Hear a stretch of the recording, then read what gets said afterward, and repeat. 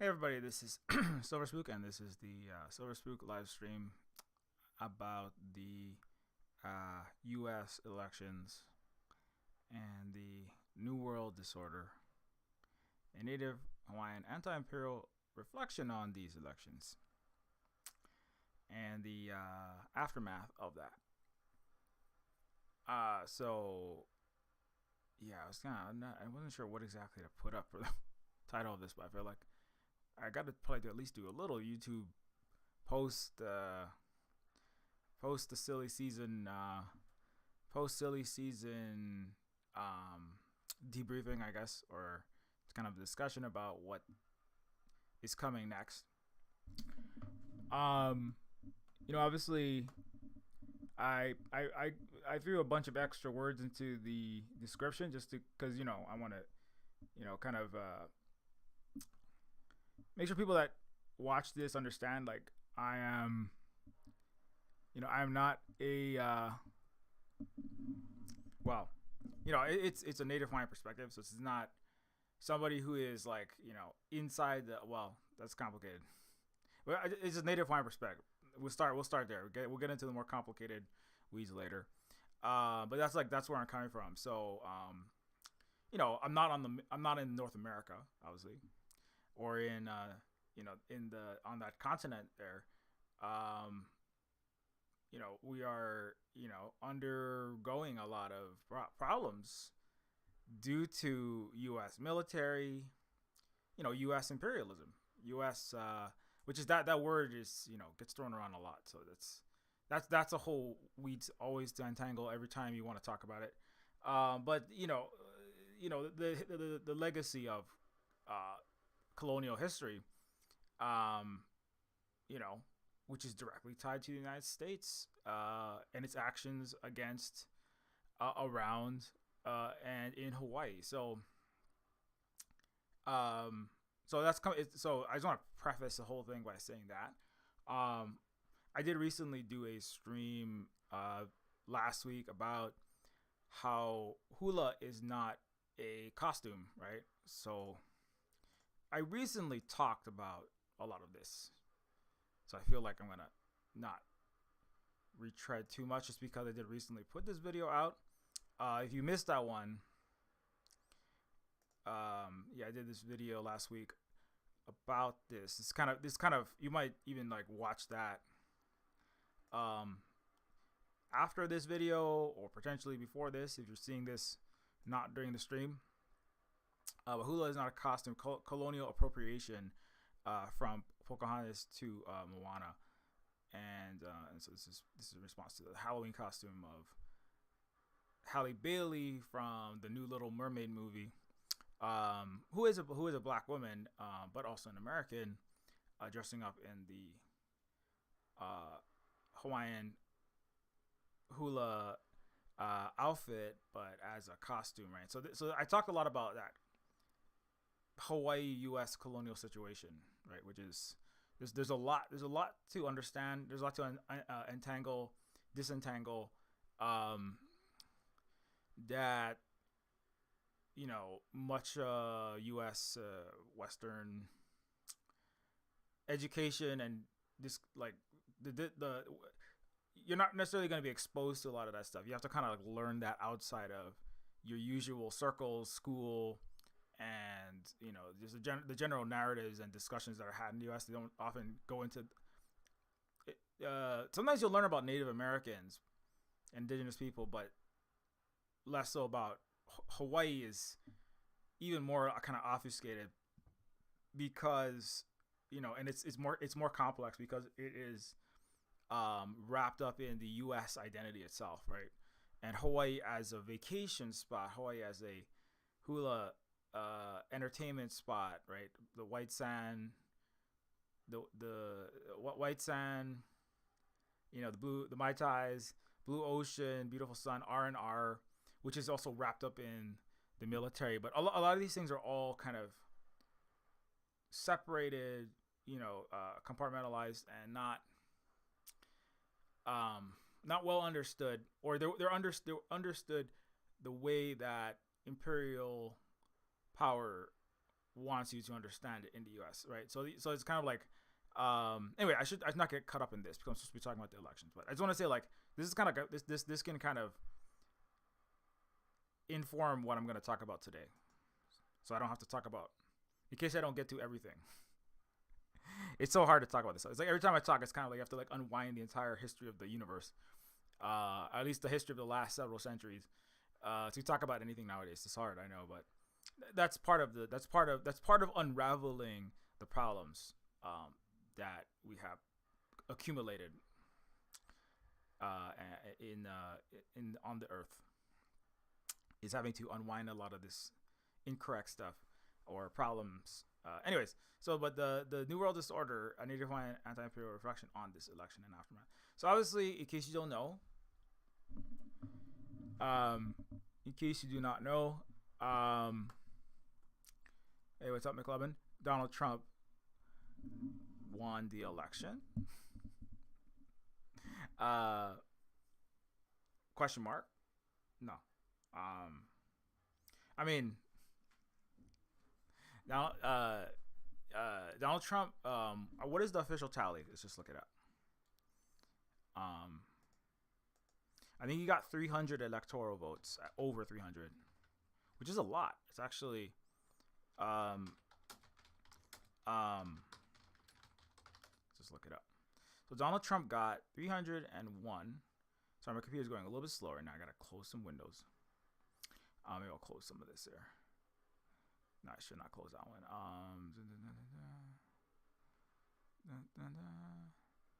I'll close Blue Sky. Donald Trump got 301 electoral votes. Kamala Harris got 226 votes. Electoral votes. And 74 million votes. So Trump actually beat Kamala Harris by a substantial amount. From what I heard, there are 15 million less votes for the Democratic Party this time. And I think, let me just check the Biden-Trump election results.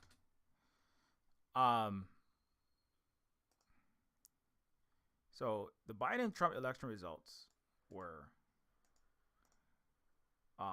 306. So yeah, the Democrats were 306 to 232. And the popular vote was 74 million.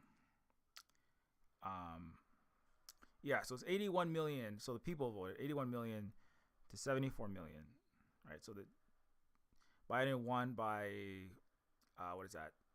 It's about 7 million, right? And this time, Biden, the Democrats lost by 4 million. So that's a big flip. Also the yeah, and it's basically a reversal. 226 and 301. Yeah. Let's see, 226, 301. That's like about 80 votes. And yeah, so actually I think it's basically that's about 70. But I think actually Kamala lost by more than what Trump lost by last time. So in terms of the electoral votes, but anyway, I'm not here to do specifically electoral. This is not an electoral Monday night football, Monday morning quarterbacking of it. But just to get like where things are at. So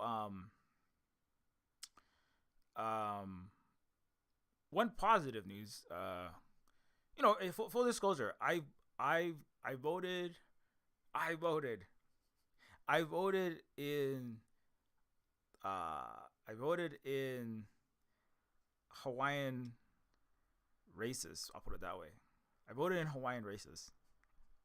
I'm trying to be very simple in the beginning. So I voted there, and I won't say anything else other than that. So in the local community, people say we gotta join an organization. Get all your mutual aids, get your mutual funds, and fund all your fund your mutes. Fund your mutuals. Go to mutualfund.org and invest all your life savings into BlackRock mutual funds. No, I'm just joking, but But like community organization is gonna be what does that even mean though, right? So it's like community organization, mutual aid, anti-imperialism. These are just like words that get said, right? And if you say those words enough, the world gets better, right? That's how the world, that's how the West operates anyway. Or even that's how a lot of the world kind of operates in some spaces. So, but anyways, what was I at? But yeah, so in the local areas, right? So in Hawaii, there are things like one thing that's positive. What I was gonna say was that I guess it's positive. Gay marriage, like there is a proposition in Hawaii. Let's see if I can find that one. One. I mean, this is just like one positive outcome. I full disclosure, I'm not. U.S. elections are largely. Did I talk about this on this? I don't know if I talked to my YouTube channel, but disclaimer. U.S. elections, the impact of U.S. elections on anything is largely overblown. Let's put it that way. But 3 states remove definition of marriage. 3 states passed ballot initiative to protect same-sex marriage. I think, yeah. Right to marry. Yeah. So this is one of the questions on the ballot. There's actually some really confusing questions on the U.S. ballot. Whoever writes these U.S. ballots, stop using legalese. Okay, can you just write things clearly? If you're gonna have an election, right? I mean, I'm not. It's not even like U.S. ballot. People who are writing the Hawaii ballot or any ballot. It's not just Hawaii. It's all kinds of ballots in this democracy. Can you write things like clearly? The things are worded so obtusely. It was almost unintelligible. It felt like having like 3 strokes, 1 stroke every sentence. You're like, what the hell did I just read? It's like, in the event of 3 partridges in a pear tree in a gay marriage setting, 3 gay married people having, married themselves in a constitutional way that is disestablished by the anti-disestablishmentarian parliament of the Kingdom of Hawaii under the United States in the 3rd blood moon. I was like, what the hell am I? When I was reading the some of these amendments. It's just really badly worded too. It's just like the sentence goes on. I mean, just as a grammarian, as a forced English speaker, English language writer, get better at writing sentences, ballot creators. Anyways, I think it's a part of it is because of the Western legal system is garbage. But anyways, and we gotta speak in legalese on these documents. Anyways, the Hawaii Constitution will be amended regarding the marital rights of same-sex couples.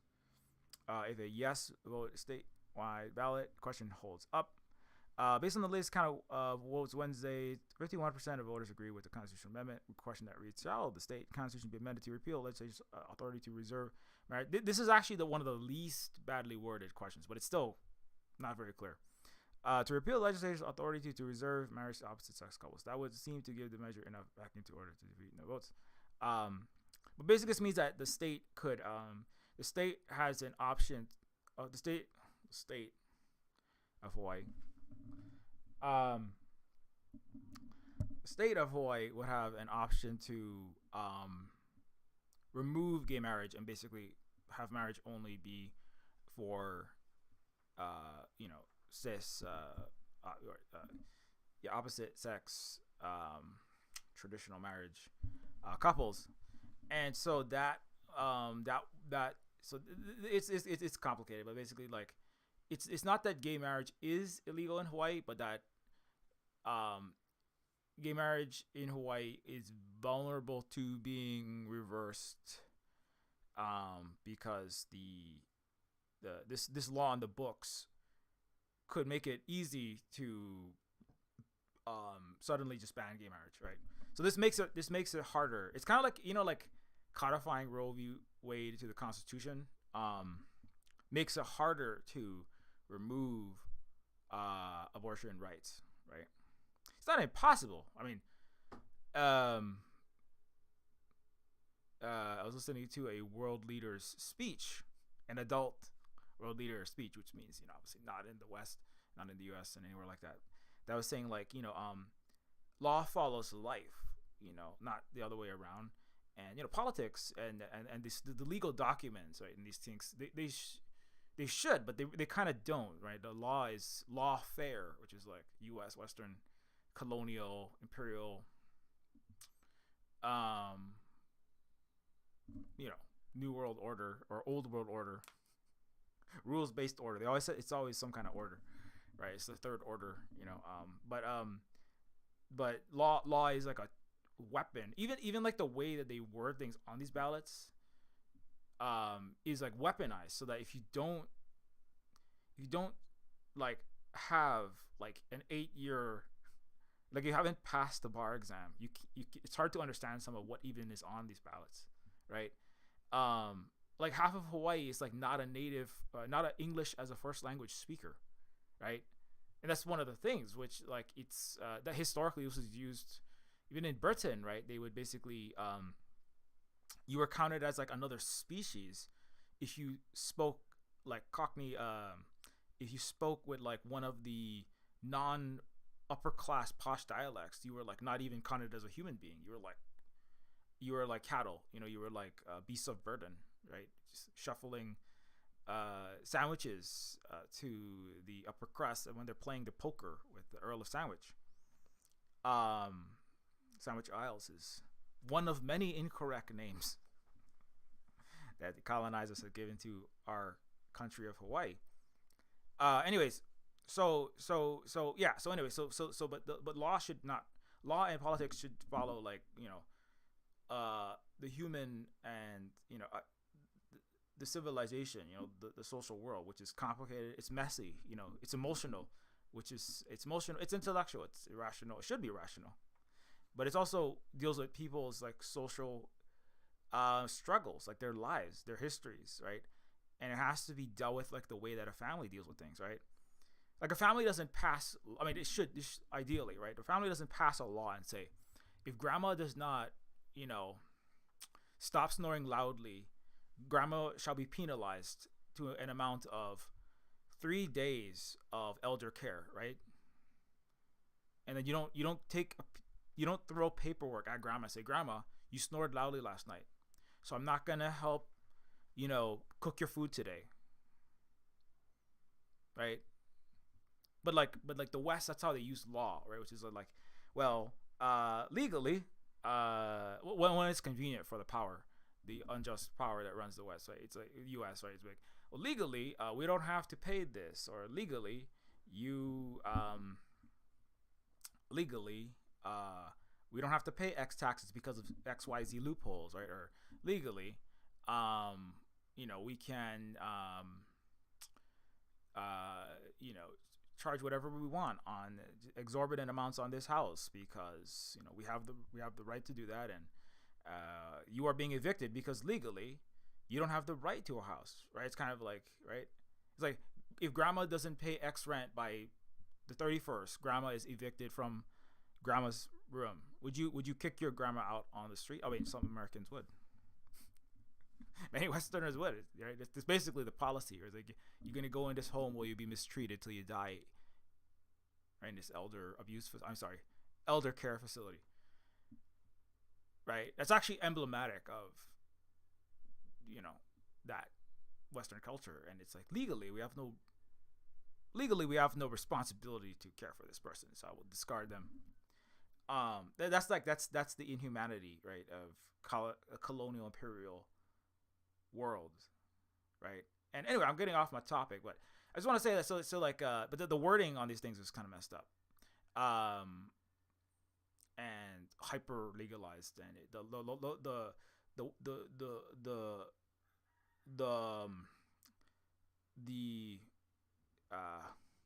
the cruise missile of the legal text, right, which has always been centered, right, needs to be replaced by like the actual listening and actual discussion and actual complex and historical, social, political, and it should be empathic, and it's emotional and intellectual push and pull of actual human politics and human social and civilizational development, right? Civilization, that's what real civilizations do, right? They don't just like throw pieces of paper at each other and steal things from people completely illegally, and then throw a piece of paper that says, "Oh, it's mine now," right? It's like I claim this land for Spain. It becomes, this is the government of this. This is we'll steal Hawaii from Native Hawaiians, despite 95% vote, and we'll have this giant 5 million page text called Hawaii State law, which you have to memorize to even get into the conversation, right? Indigenous people, we'll steal all your land with no paperwork whatsoever, and now here's 5 billion pages of paperwork and treaties and legalese, and you have to get 65 degrees in all the colleges that the empire, the white supremacist colonialist capitalist U.S. empire control. Native Americans, you have to get through all these loopholes just to enter a room to have a conversation, with a bunch of fake carrying Democrat suits, right, or conservative suits. That the conservatives at least acknowledge that they don't care about you as a Native person, right? But you have to jump through all these loops just to get there. Get a law degree so you can sue us in the courts that we control. That's all a weapon. It's not justice, right? That's what I'm trying to say. So, obviously,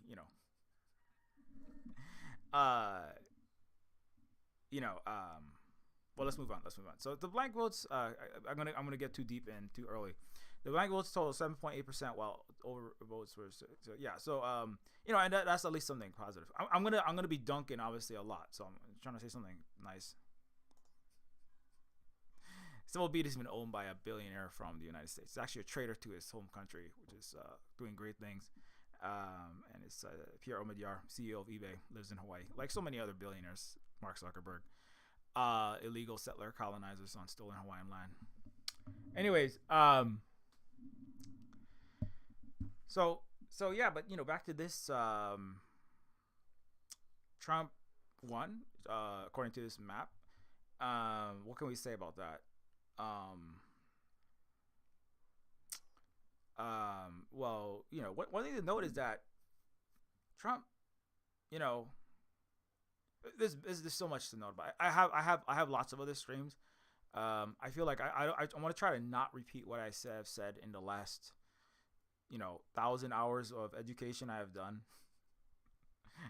as a Native Hawaiian anti-imperialist activist.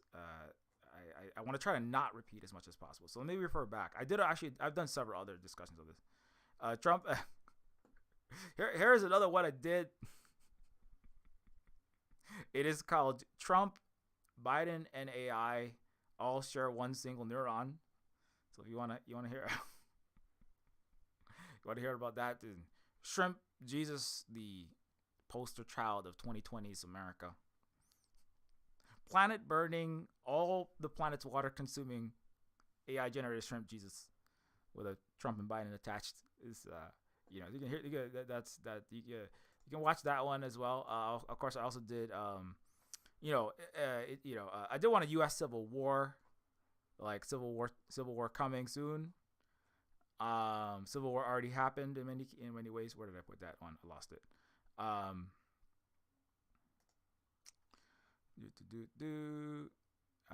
Civil War, real life or serious. In this one, I talk about like the ways in which the U.S. is already in civil war, and the ways in which the United States could enter a more hot civil war. So I would say the U.S. is already in cold civil war.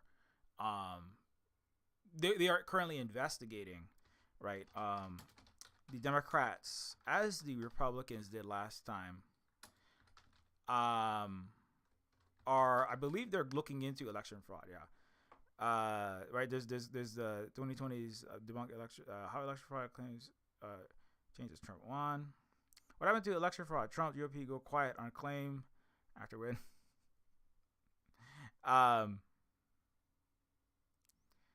Both Trump and Harris supporters claim large-scale voter fraud into this election. So Rachel Maddow,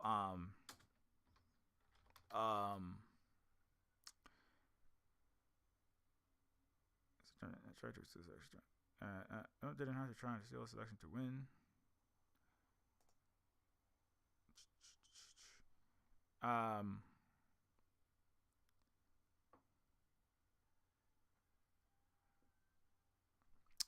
Actually, about reasonableness and anti-allies responded to a Trump victory with violence and social unrest. But the thing is, like, there was, I think, Rachel Maddow, conservative evidence generating infrastructure works both to promote proof of fraud. So, Trump election votes. See if I can find that one. I swear it came up though. I just saw it on MSNBC the other day. Trump's 2024 win doesn't prove claims the 2020 election was rigged. I guess what's happening now is how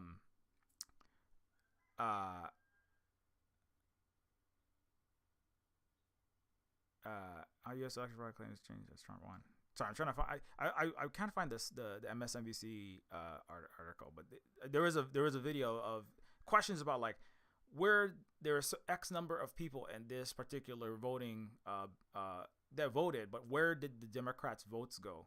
They're like, we lost. The Democrats are claiming that like they lost a whole bunch of votes, right? Let me see.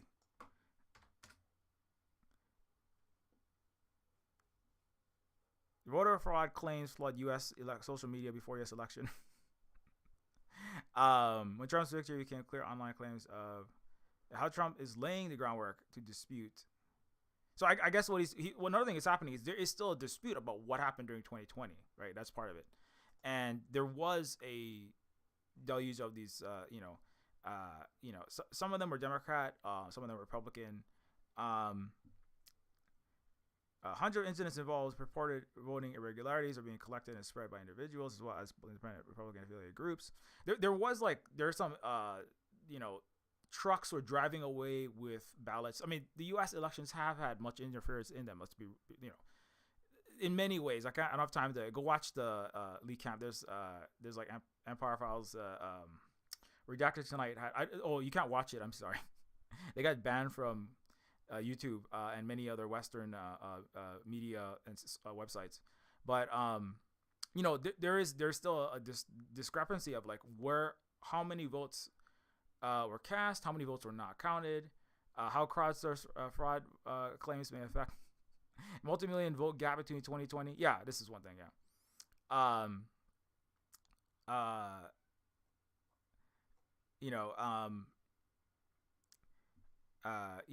They're questioning like if there was so many votes this time and there was millions and millions less last time, where did these votes disappear, right? Where have the votes gone? So there's my point is that there's a lot of disputes. There's a lot of there's big questions about the legitimacy of the U.S. elections on all sides, right? Joe Biden won 20 million votes, more votes in 2020 than President Kamala Harris earned in 2024, proving either that Trump has cheated his way to a second term or there was widespread fraud. Claims from Tuesday's presidential are still being counted, as so are any comparison with previous races will not be accurate. In addition, election officials and agencies monitoring the vote have reported no significant issues with Tuesday's election. Claims of widespread fraud in 2020 have been debunked countless times. Now, part of this is that this is Western media or corporate media. So, this is Western imperial, loyal to empire, loyal to colonial capitalists, neo-colonial U.S. empire media or big, money corporate interests. So they have an interest in making U.S. elections seem legitimate as possible. Because the United States loses legitimacy in the global sense, and internally and in the global sense, this can be bad for the empire, the United States government that is that runs that global empire, imperial capitalist empire. So, I'm not saying that means that guarantee that there were problems with the 2024 elections. I'm just saying that is the interests of these entities that obviously have lied endless times and have no incentive to stop doing that, right? and and yeah, sorry. And so when it comes to the the split in the United States, it's still very much very much broken. Some people were saying, like, when is the Democrats going to do January 6th, right? But this is also kind of this is one of the lies, which is that Trump is an authoritarian, he will destroy democracy. Well, Trump is going to destroy democracy. Wouldn't you try to stop him from, like, you think you'd try a little harder to stop him from,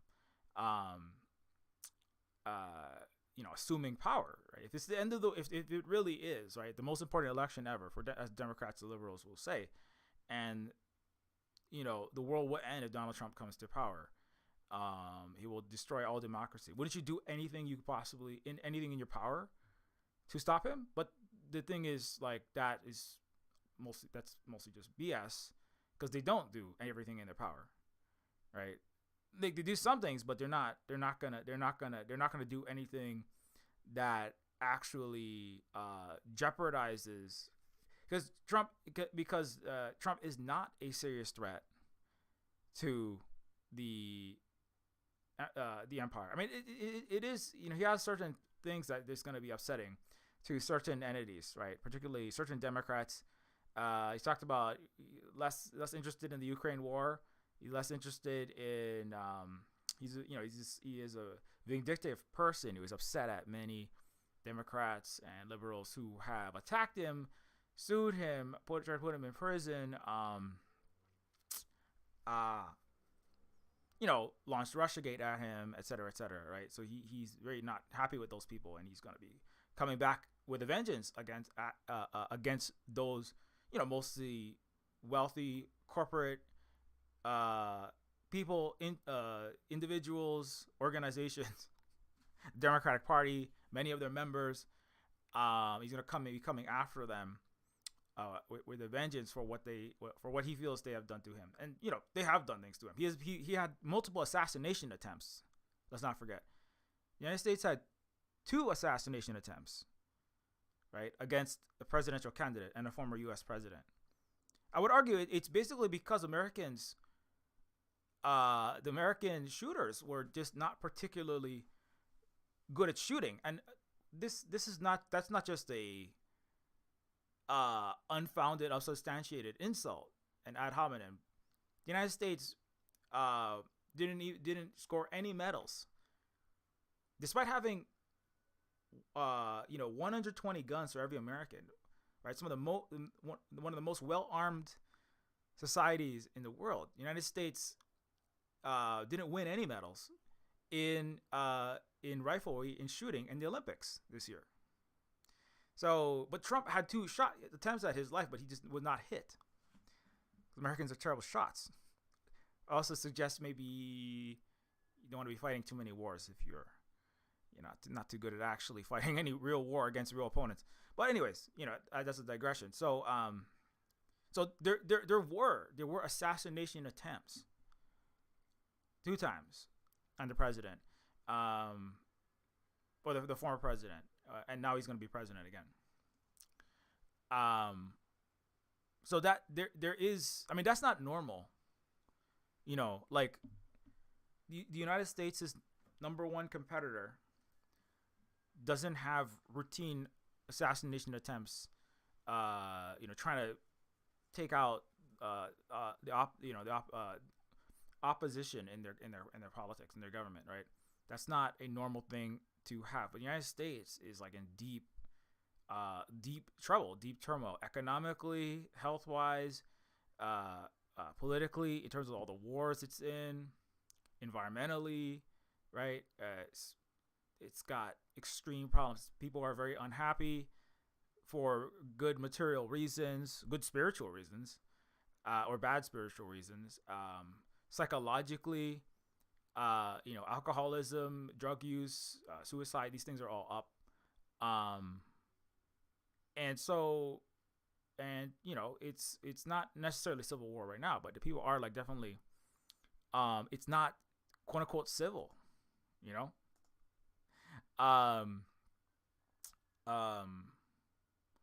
Okay, let me move on from that. And one other thing, so I did bring up in this other video. Let's see,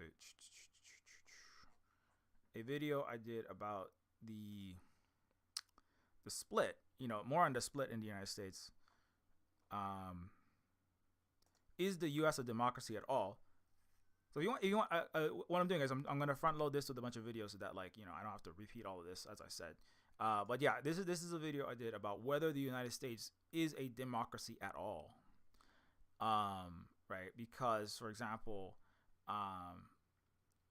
Donald Trump was there were bills, there were actions in most U.S. states to remove Trump from ballots at all, from just so he wouldn't even appear on the United States presidential election ballots. The Lieutenant Governor Dan Patrick, a Republican governor, threatened to remove Biden from the Texas ballot. So that is, I mean, that's a fractured country, right? That's a country that also another important factor. The United States had a like kind of a military standoff. It was a military confrontation between Texas, 26, more than half of the United States, Texas, and 25 other Republican states, and the U.S. Democrat-led federal government, right? In the border dispute, right, the border crisis, where the federal government ordered Texas to take down this razor wire wall, right, and this barricades, but they had their military, right, the Texas military, reserves, yes, but they were armed, right, at making sure that this wall was going to be taken down. And then you had the Democrat ordered national military came down to basically, it's kind of a show of force. Like, why would you do that, right? I mean, if the United States is united, if it's 50 United States, why would you need the federal military to be showing up as a show of force? Like it's like putting a military base to try to maintain control in Iraq or Syria, which, by the way, the U.S. is losing control of. Right? It never deserved to have in the first place. That's called imperialism, controlling other people's countries and resources and sucking it, impoverishing them, and enriching yourself, especially your millionaire, billionaires, corporations, etc., private entities. So, why do the United States have to deploy military against its own citizens and its own state, right? And then more than half of the United States governors, right, sent their own military into Texas, right, against the U.S. federal government. Now nobody fired a shot, right? Because, well, I mean, part of it is because the capitalist class, the imperialist elites, right, that run the United States empire, they call the shots ultimately in the United States, right? It's a plutocracy, not a democracy, and they will. Stanford studies show that you Americans. I'll come to that. I should probably. I'll actually put that up on the screen. About there's empirical scientific proof the United States is not a democracy. It's democracy only in name. But like the people that call the shots don't want the United States military shooting at itself, right? The United States, because if you are a billionaire invested in BlackRock, right, you have mines in Congo and Sudan that you're making billions of dollars from with child slavery and colonialism. You have investments in, South and Central America colonialism. You got money in, overseas in oil fields, in the Middle East that you need the U.S. military to control, right? You have, you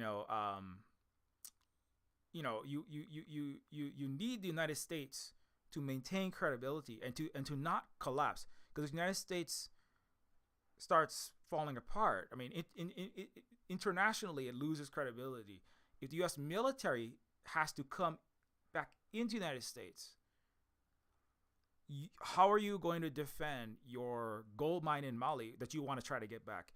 Your Colton copper mine in in your coltan mine in Congo, your diamond emerald mine in whatever country, Africa. How are you gonna try to get the lithium from Bolivia, right? Or take more from Argentina, right? Without the military and paramilitary, right, and U.S. forces deployed abroad, right? How are you gonna try to destroy Haiti again and subjugate that super oppressed, largely non-white African colony that killed its slave owners? How are you gonna do that if the U.S. military has to be deployed inside the United States? So, and those people call the shots in the United States, and that's why they will not allow, right? Those people order the president and the Congress to do what and they tell them to do what to do. Obviously, AIPAC does as well, but right, and AIPAC is just it's a piece of the global puzzle, right? So you don't want to see, you don't want the world to see, and you don't want the United States to fall into, visibly fall into, and certainly kinetically fall into the actual fracturedness and the disorder that it's in. Because if that happens, then all the money you could be making, which most of it is from abroad. America doesn't make much of anything. Deindustrialization, as we've been seeing for a long time, right? The money is coming from the global situation, not from what Americans are producing. Americans are just there to pretend like there's a country and to like recycle international flows of capital to make it seem like there's some kind of legitimate. America is a fence. America is like a rotten spaghetti factory in front of the mob's operation, right? The actual country is irrelevant to the people that are making the money. That's kind of why things are falling into such disrepair. They don't care about, a poor white person in Michigan, or a poor black person in LA, or a poor any person anywhere. Certainly not in the fake U.S. state of Hawaii. So it's in so many ways it's not a democracy, but it has to pretend like it is one, right? And that's what elections are for. And that's also why they like I think that the global billionaire millionaire class that run the United States, they started freaking out when the political classes, the DC professional managerial classes, the politicians that make millions of dollars, right? Their job is not to do governance. The job is not to do,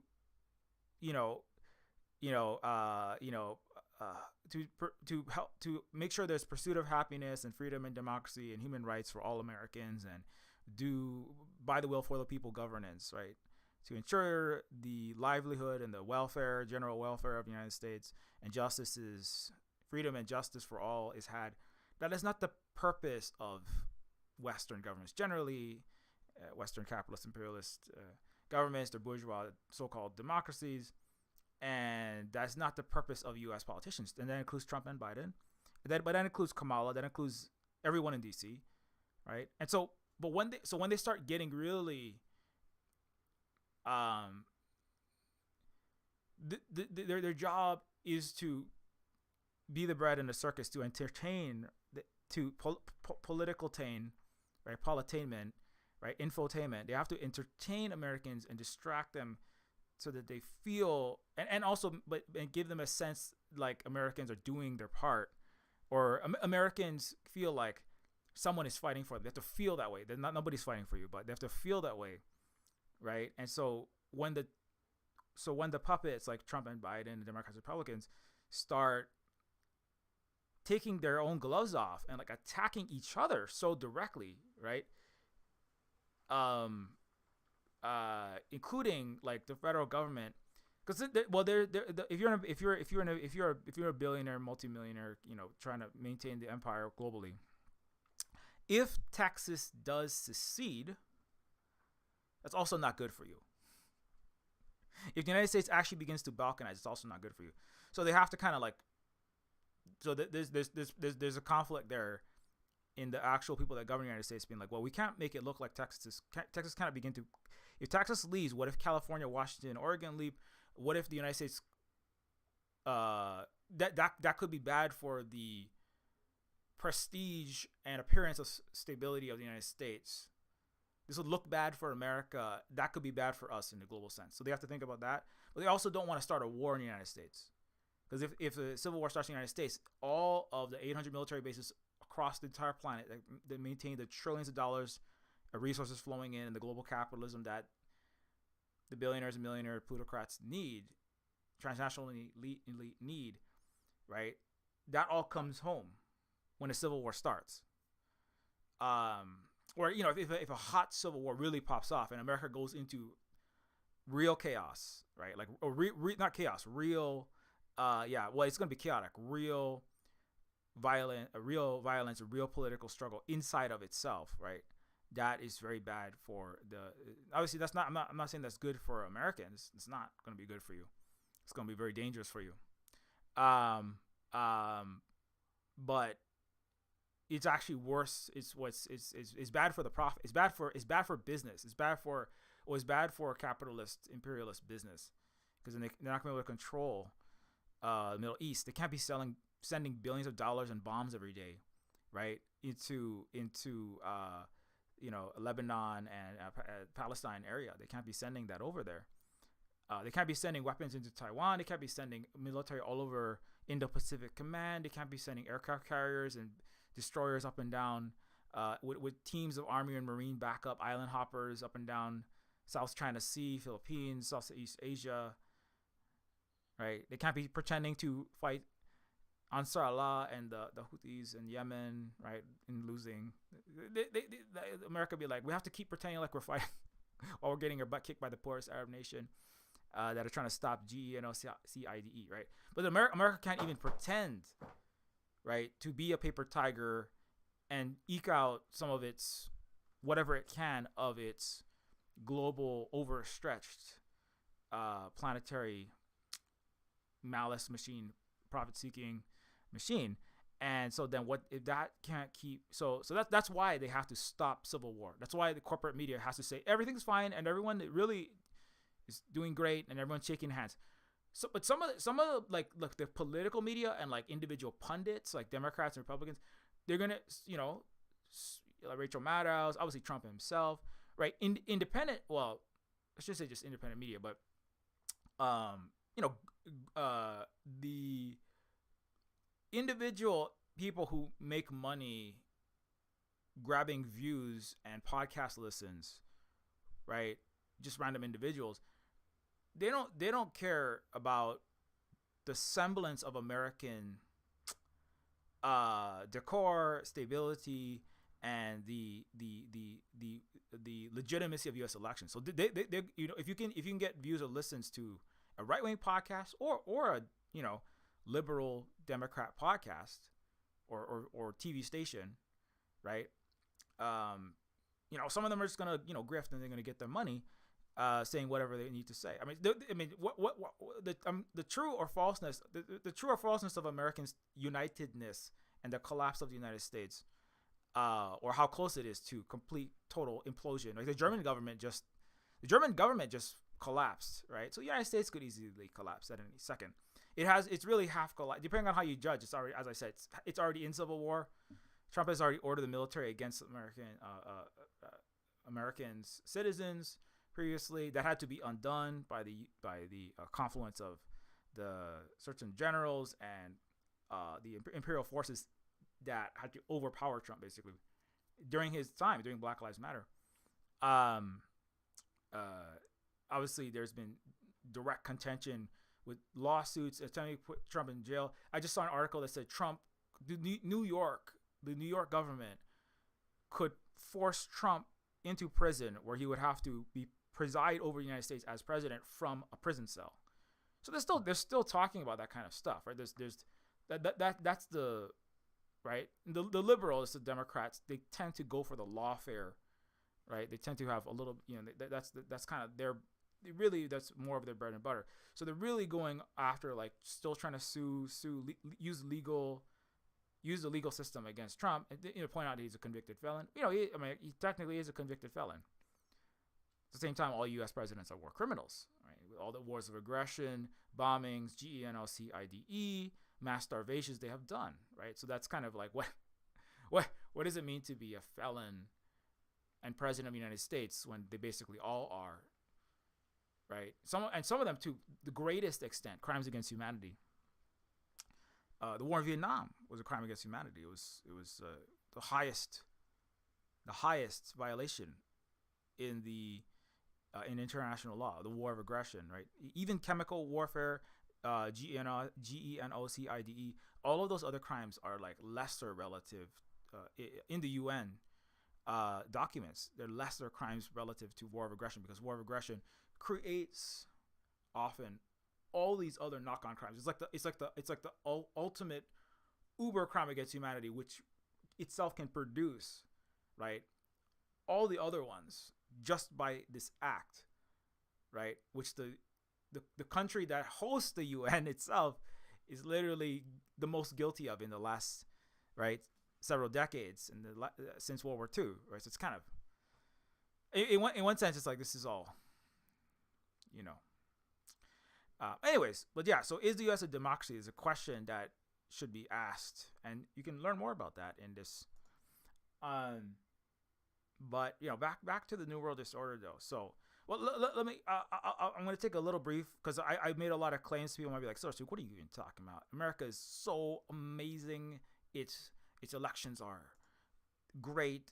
United States, people. U.S. is a democracy, and the will of the people is totally done, and its policies. The U.S. government does what American people want.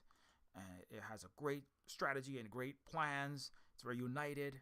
It's very stately. It's very united, stately, United States, right? And to that I say, your own most American, most elite,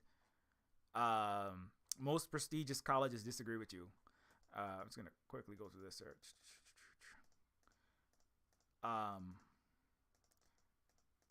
I tweet a lot and I can't find my things. Here we go.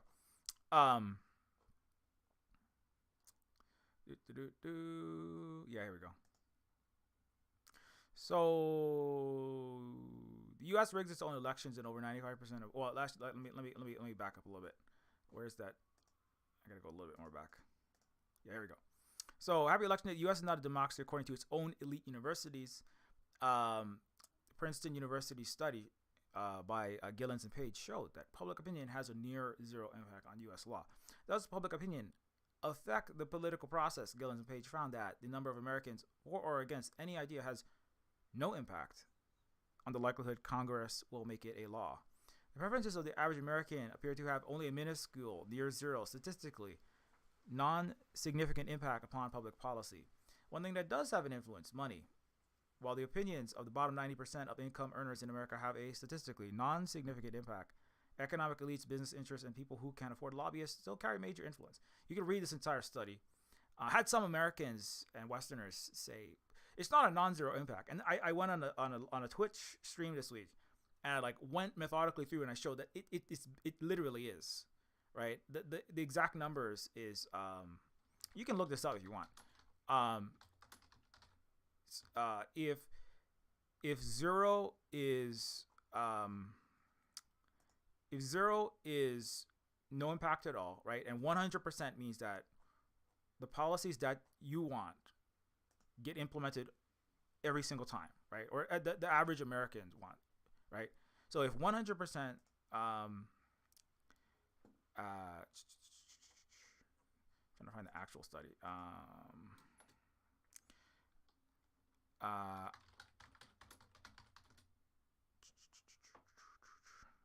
This one? Damn it. Okay. Anyways.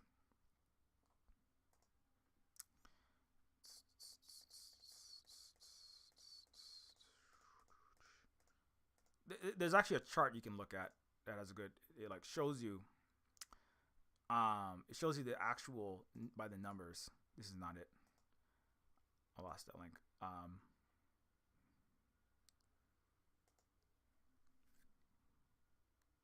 Okay. Are you not going to give it to me? Okay. I spelled the name wrong. That's why. Oh, wait.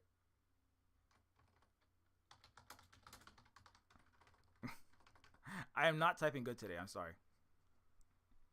I what is no? I don't need to save as anything. I blame the lack of democracy in the United States for my typing.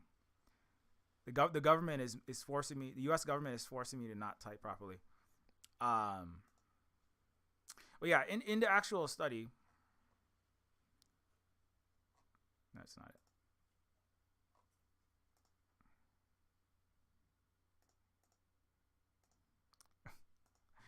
I found it very easily the last time.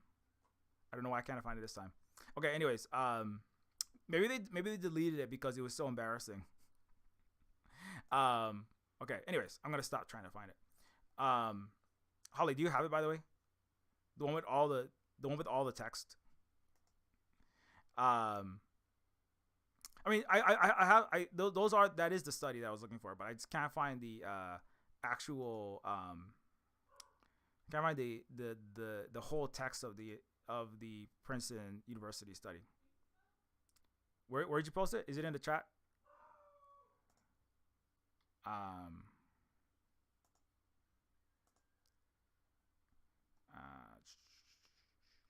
Number of Americans for or against any law.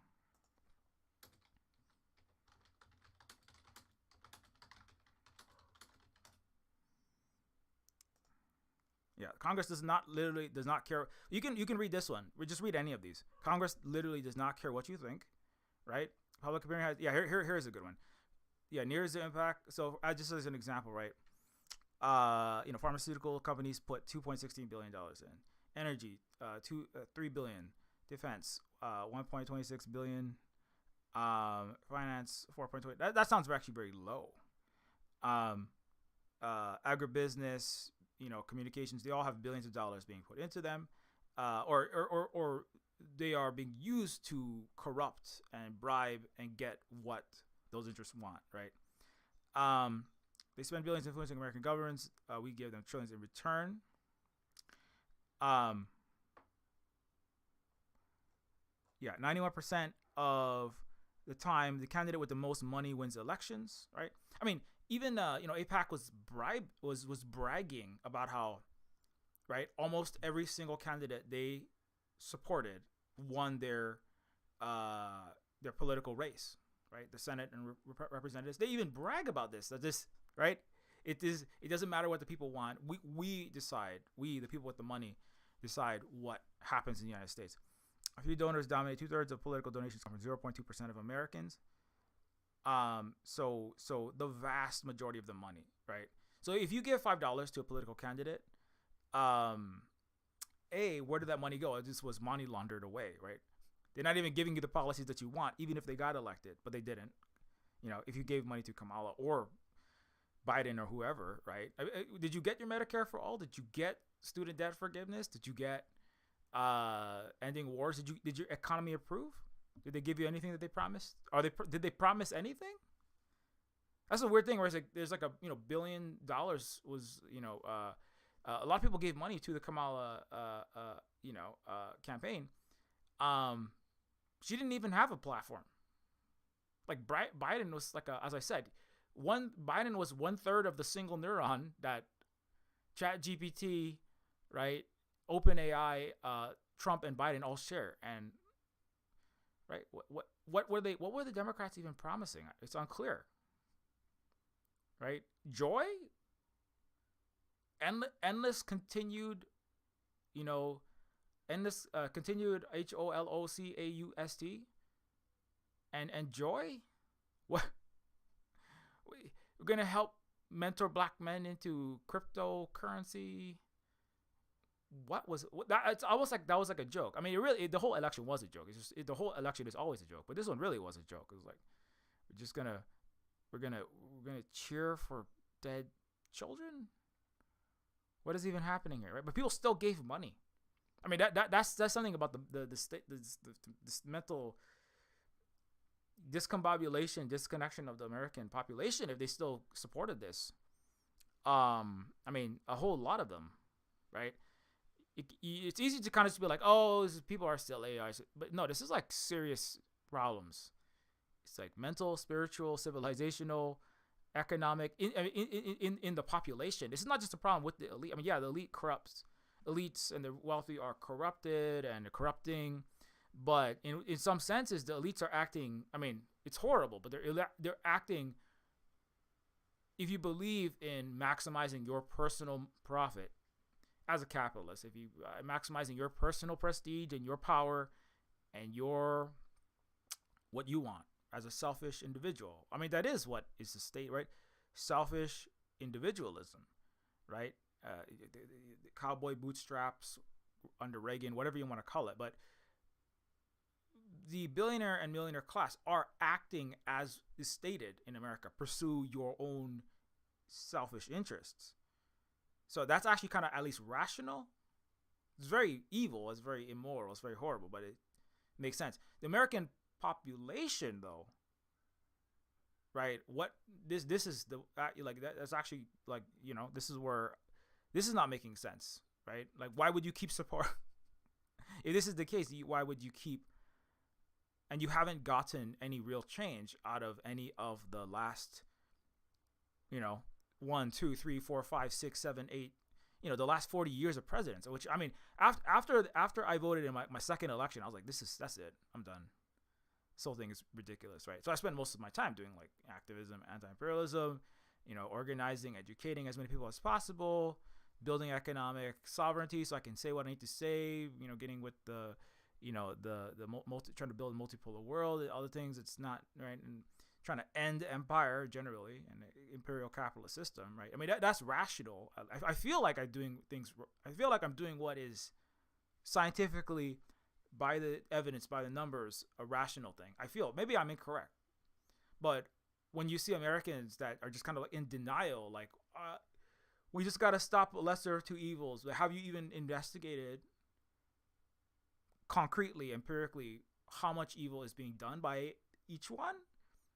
Do you even know how, like, are either of these actually in control of the evil that's being done? The answer is no, right?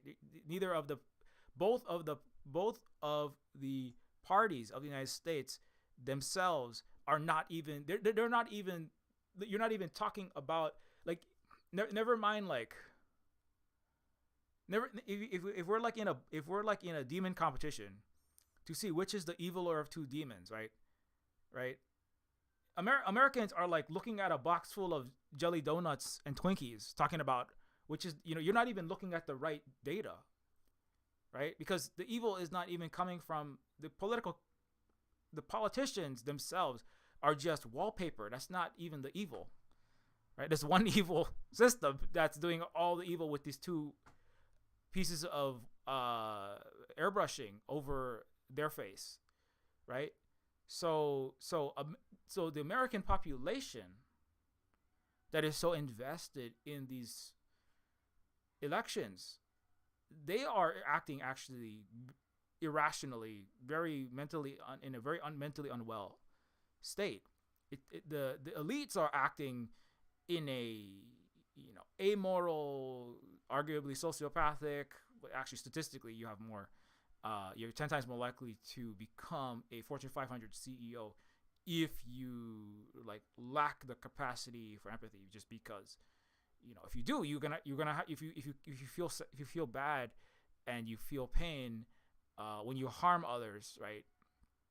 It's gonna be hard to harm others for your own personal wealth, right? Poisoning the water supplies of children in Flint and in around the world, blowing up entire countries, starving children to death with sanctions, which you're gonna have to do to make money, right? So those people, I'm not saying that they're moral. I'm not saying that the elites are moral. I'm saying that they are acting in a way that makes sense in their paradigm, their very sick paradigm of imperialism. But the American population is acting in nonsensically, incoherently, right? Western populations are actually acting, try not to use a but they're acting in an unhinged, irrational, incoherent, indefensible way. I mean, certainly, if you're saying, well, I got to just choose the lesser of two evils and then vote the, okay, one, one genocide, right? One crime against humanity. I can go what like one holocaust. That's not as bad as like I don't know two or something, right? This mental gymnastics, right? Like right, like that like people liberals who say that right wing Christians are irrational, right? You believe in like fantasy and spaghetti monsters. I mean, like that. This belief that you know, how many angels can dance on the pinheads? How many pinheads can dance on the children's bodies, right, in Gaza, right, before it gets too evil, right? This is like also even if you don't care about that, even if you care about your own material interests, which is that's kind of messed up to be like, I need cheaper gas and groceries, so screw all those kids being blown up in the being unalived in the Middle East. That is immoral. That's kind of really messed up, right? Even John Mearsheimer, who is I think he's a conservative American white man, he said, you know, the genocide, that's a red line, right? It should be a red line, but he said not a red line for even some like black, not white, even queer Americans that have like anti-imperialism in their bio. They've got like anti-racism, like we're anti-ableist, or we're all about being the most moral people, et cetera, et cetera. And it's like, but that's literally watching what Hitler did. That's fine though, And when it comes down to it, I just need my guy. I need Kamala Harris, right? When she was asked, Kamala Harris, you're gonna keep supplying the entity with these weapons to harm all these children. It's the live streamed genocides, the highest, most horrible thing humans can do to each other. You're not gonna stop that, really? It's even been shown that all the swing states, the Pennsylvanias and the Michigans, you got big Arab populations. They're not going to vote for you if you, I'll take this. They're not going to vote for you if you don't stop enabling this horrible crime, right? And she just said, "Do you want cheaper She didn't answer the question. She just said, "Do you want cheaper groceries? Do you want to pay 50 cents more for your gas? Well, you better get in that booth and do what I say." I mean, that's just like, right? But so anybody who went and said, okay, yeah, no, that's I like a cheaper gas and groceries. I mean that in one sense, like that is selfish individualism, right? It's just like inhumanity, it's like soullessness. I mean, I don't know. That it sounds good, like we have to pursue our rational self-interest. That's just called being an asshole. That's just being an immoral, evil person. Right. If you do that above all else, that's why you're in the world is in the state that it's in. That's why the U.S. is in the state that it's in. That's what capitalism is, just like the refined economic dimension of that mentality. It's a way of living. It's not just the economic system, but the economic system, the capitalist system, is pursue your own self-interest, maximize your own personal profits. Right. But it can also be like, when you see people being harmed, look the other way, put your finger in your ears, right? That's like the day to day. That's like the social real life circumstance, right? If you see somebody dying, step over their dead body and go to the voting booth, right? Oh, little kids dying, yeah, walk over 200,000 dead bodies. But that's the Western, and America is just a condensed Western culture, right? Of just the self interest above the harm and death of everyone and everything else, nature, everything, right? You see the seas boiling. The all your forests on fire, right? Just keep walking the other way, and then just try to make some money, short selling the Appalachian wilderness, right? You see the seas rising, right? Go along and invest in floating islands or something, right? Floating libertarian islands. Right, but that's that mentality, right? Economically, but then also like morally, be like, well, I mean, I don't care. I won't go to Starbucks. Y'all, I'm going to Starbucks. I'm gonna drink all that Starbucks. I said, oh man, it's so sickening to see, like, especially like it was like non-white, queer, a black women, they're like, I'm Fati the Street has a whole thread that's just like about somebody I'm friends with on Twitter is like, this is my heart is so hurt right now watching this. Like you're like, I'm gonna go to Starbucks. I don't care about none of y'all kids in Gaza. Like what? Like right? But that is America. Somebody said like you're being Black Americans when you should be, a black person, then you are also in America. But when you're like, I have to get mine. I say maybe for Hawaiian Americans or Indigenous Americans, be like, well, I just, I'm a Hawaiian person, but I gotta get my Hawaiian. I gotta get my Starbucks. I gotta get my McDonald's, and I don't care about no kids far away from me that I can't see. I mean that's not very Hawaiian actually. That's not aloha. That's not aloha. That is American though. I would argue, unfortunately, that is colonial. That is the.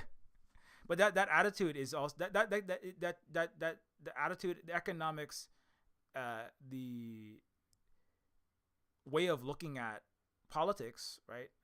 The way of looking at what is, again, it's like, what is your moral responsibility? I mean, it's the same thing as, it's it's not quite the same as like selling your own grandmother out, like I said, but like those people in Gaza, that is your human family.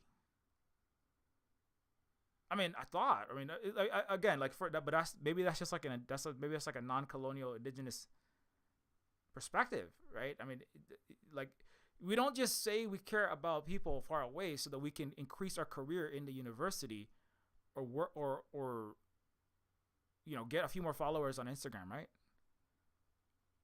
Like we actually mean that, right?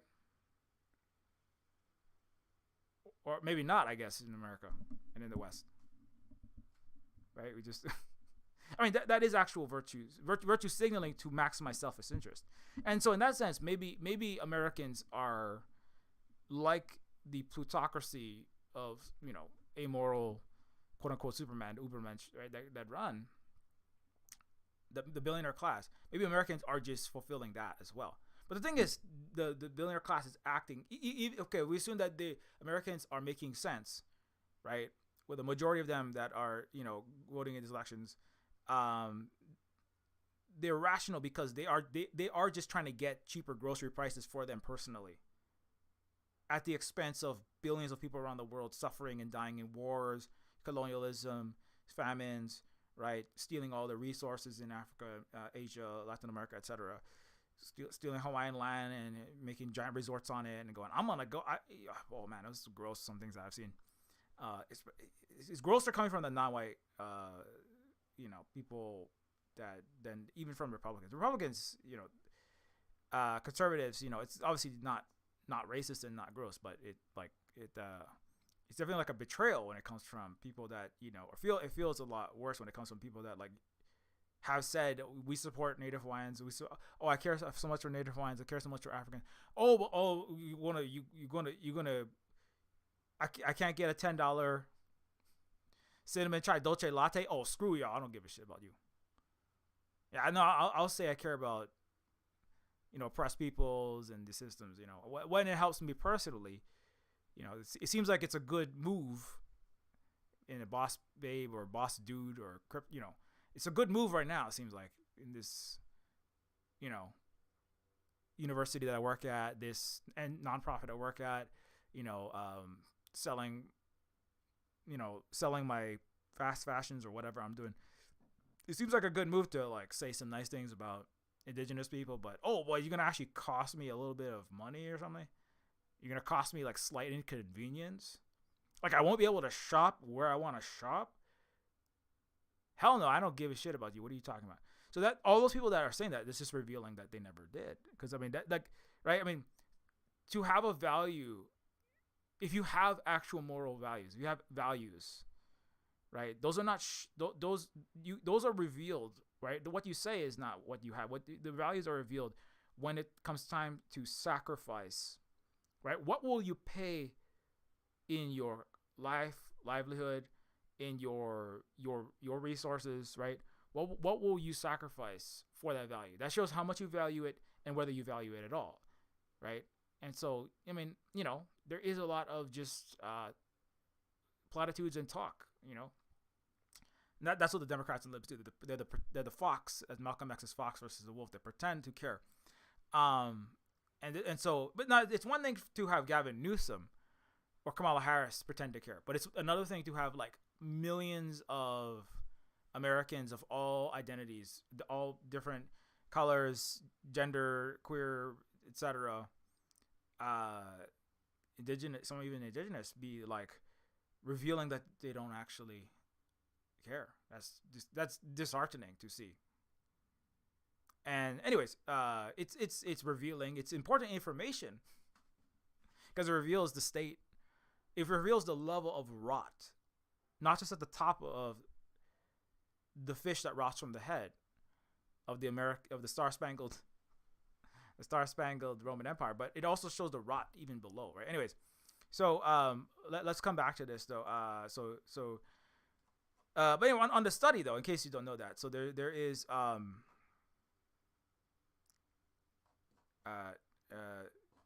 there was a chart. This is not the one I wanted, but there was a chart that shows like how much impact you actually have, right? And it's not there. I'm trying to get the actual study. It's hard to find now.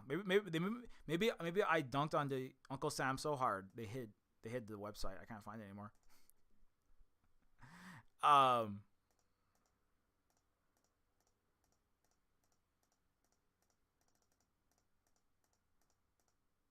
Oh, here we go. This is it. This must be it. Yeah, right there. And so they draw this line. Yeah.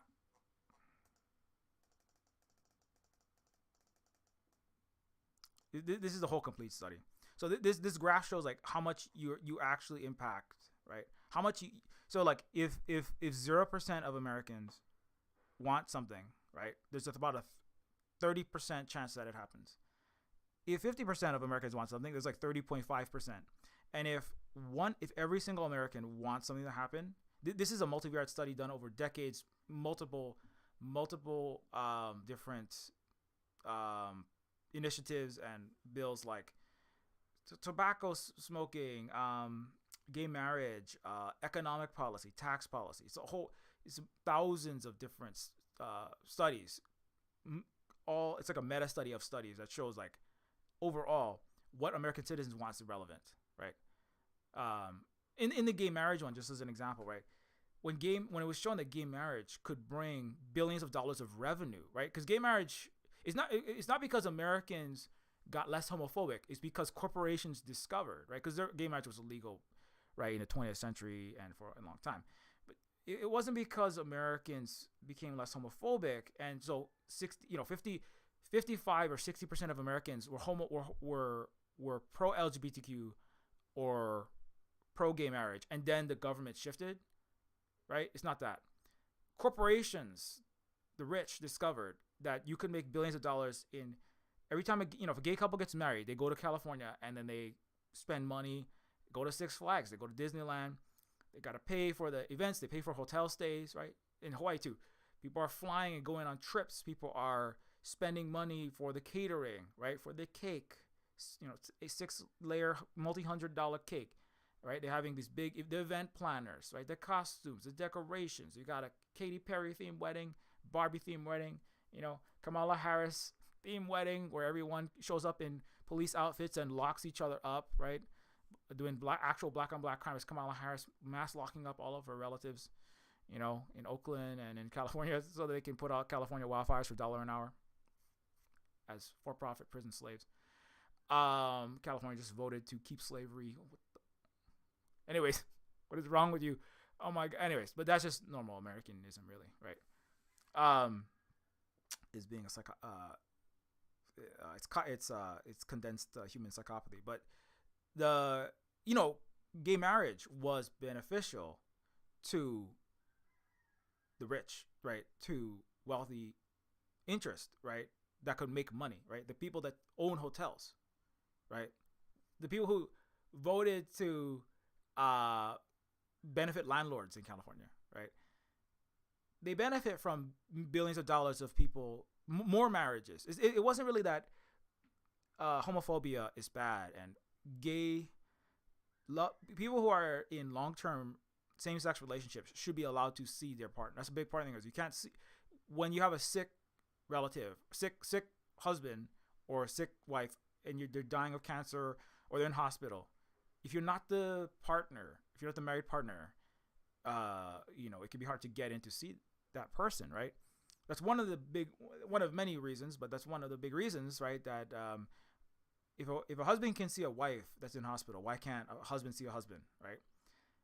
And so a lot of these problems, these are problems that have to do with the institution of marriage. That's a deep, long civilizational topic that I can't go into. But the point is that, like, it's not because people said gay people, lesbian people should be treated equally to straight people in heterosexual marriages, right? It's not because that what changed. What changed was that corporations said, "Oh, we could make tons of money with all of this wedding events," and then it said, "Okay," and then it flipped. Right? It had nothing to do with what people wanted. It has to do with the economic elite's preferences. This is one example of this. Right? And so the economic elites, and so if 100% of people want a thing in America or 0% of people want a thing, there's no impact, virtually no impact, right? It is like less than 3% impact. Probability you think becomes a bill. If economic elites want something, if let's say 0 billionaires want to, let's say 0 billionaires want to make a law that says housing is for living and not for making money. Like there's a very large competitor to the United States that has been established as the rule. Okay, let's say that there's a bill to abolish landlordism, right, or rent seeking, and force and what is that materially? That means 80% tax rate on all housing after you can own one house, and if you own 2 or 3 or more houses, each apartment that you own after, like, so BlackRock, Bill Gates, right, Warren Buffett, these huge land owners, right, all large landlords, all people who make money, right, renting property out, producing basically nothing and just collecting money, putting a gun to people's heads for the basic needs like shelter, right? Being a lord, like a Neofeud lord. So if those people all had to pay 80% or huge, just making it impossible to make money from being a landlord, right? That would benefit. The housing prices would suddenly plummet, which they did in this other country. And it would benefit hugely this average people, the average citizens that want, your house could cost, your rent could be to $200, or you could own a house for, 50, 100 grand in LA, right? Imagine your rent or mortgage going from 3 or 4,000 to like 800, 200, depending on, how much space you need, right? Less than $1,000 rents, right? It's like that in this other country. That would not benefit the economic elites, right? They would have less total money. They would be making less profit. Revenue would drop by billions for them, right? It could collapse the revenue of Berkshire Hathaway, of BlackRock, Vanguard, State Street, these huge financial firms. They would lose. Donald Trump also would lose. He owns a lot of real estate. They would lose billions and billions of revenue. It would help America. It would help average citizens, right? And so economic elites don't want that. And so if that was even to be proposed, now they don't even propose that kind of stuff because economic elites control the United States and all Western capitalist imperialist vassal countries. But if they proposed that, it would be absolutely killed, right? According to this, because every single economic elite would oppose that, and there would be zero chance of it ever passing. Now, let's say if every economic elite wants tax cuts, there is a 70 or 60% chance that will pass. Now you might say, well, that's not 100%. If it's true that America is not a democracy, it is not ruled by the majority of the people, but it's ruled by money, then shouldn't there be a 100% chance? Maybe there's 40% democracy, but that's not the thing. That's not the case, because the economic elites are not 100% aligned with each other on every issue. This is going across every issue, right? So like, let's say if you're a billionaire, but you're mostly invested in solar, right? You're more invested in solar and renewable tech. Like Elon is, a lot of his money's in renewable and solar tech, right? Which is not bad, but it's also he's also invested in Planetary Empire, and he also has investments also in fossil fuel as well. And in military contracts, right? But let's say you have just some random billionaire, and let's say 80% of his wealth is invested in solar, renewable energy, wind farms, and there's another billionaire, right? And he's invested 80% of his money into fossil fuel and oil companies and coal, right? And natural gas or something, right? If there's a bill that says America will increase, the government will support huge increases in renewable energy, and this bill was gonna seek to double the renewable energy in America.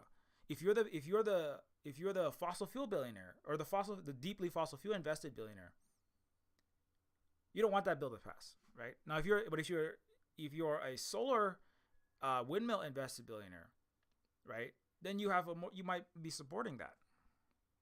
And this is where the plutocracy, there's differences, right? Or maybe one billionaire is invested in beef, another is invested in almonds or something, like the Resnicks that support ISREAEL isn't real in California, right? So that's another democratic split. So if you're invested in beef, you don't want to build a pass that says we're gonna tax beef at 50%, right? But if you're a billionaire invested in the almonds, by the way, that wonderful pistachio and the almonds and stuff that they grow there, that is sucking millions and millions of gallons of fresh water to grow things in a very wasteful way in the US to sell at huge profits. And then they take the profits and they send it to do GENOCIDE, right? So those could be in conflict, right? And so if you have a bill that says we're going to invest billions in, I don't know, the wonderful pistachio, or, we're going to invest billions into, we're going to redirect the water to the oranges versus to the cattle farm, right? Or this area or that area. So the economic elites, there is chaos to an extent, right? Because they have individual different investments, right? The only way you could solve that is if every single now the thing is, it's not usually not exactly like that, but they're not all in. If every single millionaire and billionaire, if every wealthy person was exactly equally co-invested in like a single, like they're all equally invested into each one of these industries, then it would be more like 100%, right?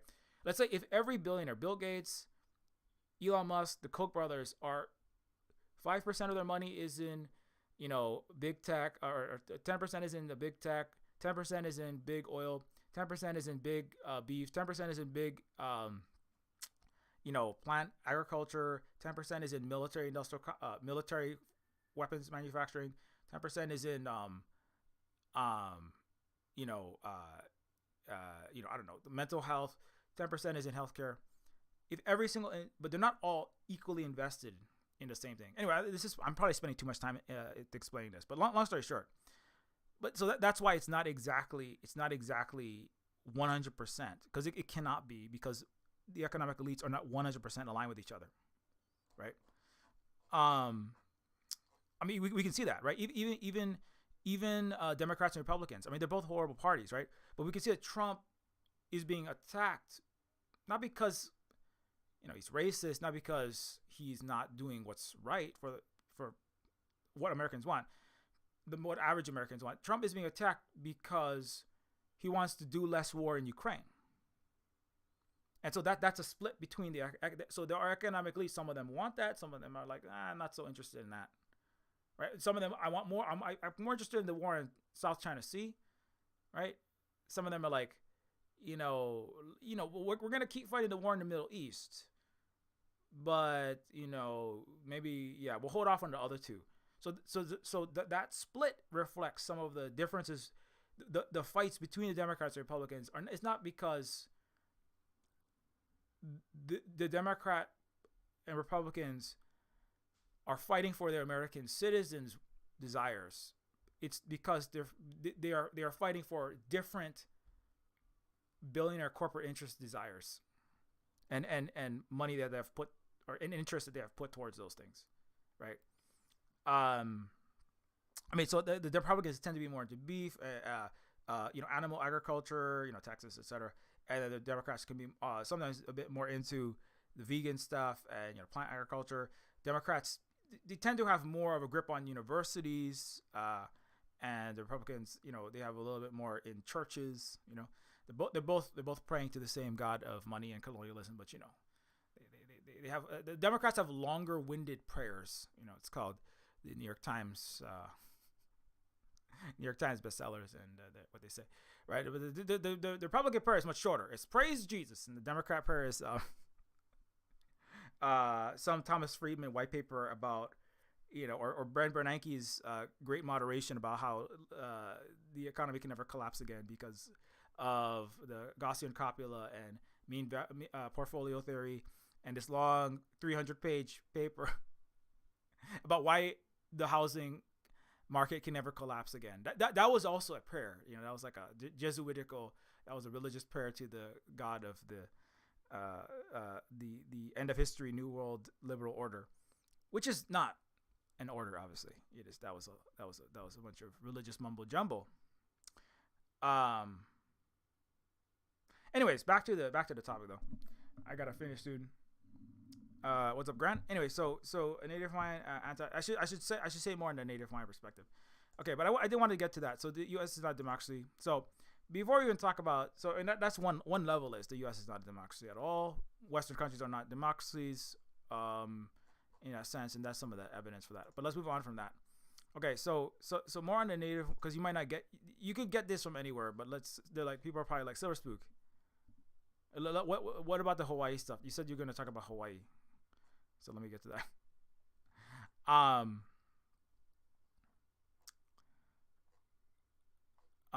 Yeah, so in the Hawaiian perspective, right, the U.S. rigs its own elections, and over 95% of we Hawaiians voted no to join the U.S. And then they did a military coup, forcibly making us an enslaved food colony, banned our language and culture, and the U.S. also had their soldiers fake the Hawaii statehood vote. Okay, anyway, so these are efforts to remove Trump from the ballots. Again, this is more articles on the rigging, the U.S. rigging its own democracy, and that's just one way in which it has tried to do that. In Hawaii, this is a coup-a the coup-a petitions were petitions when the United States was attempting to try to bring Hawaii into the United States. And I've been over this a lot historically on this channel, but in case you don't know, real quick, just to recap that.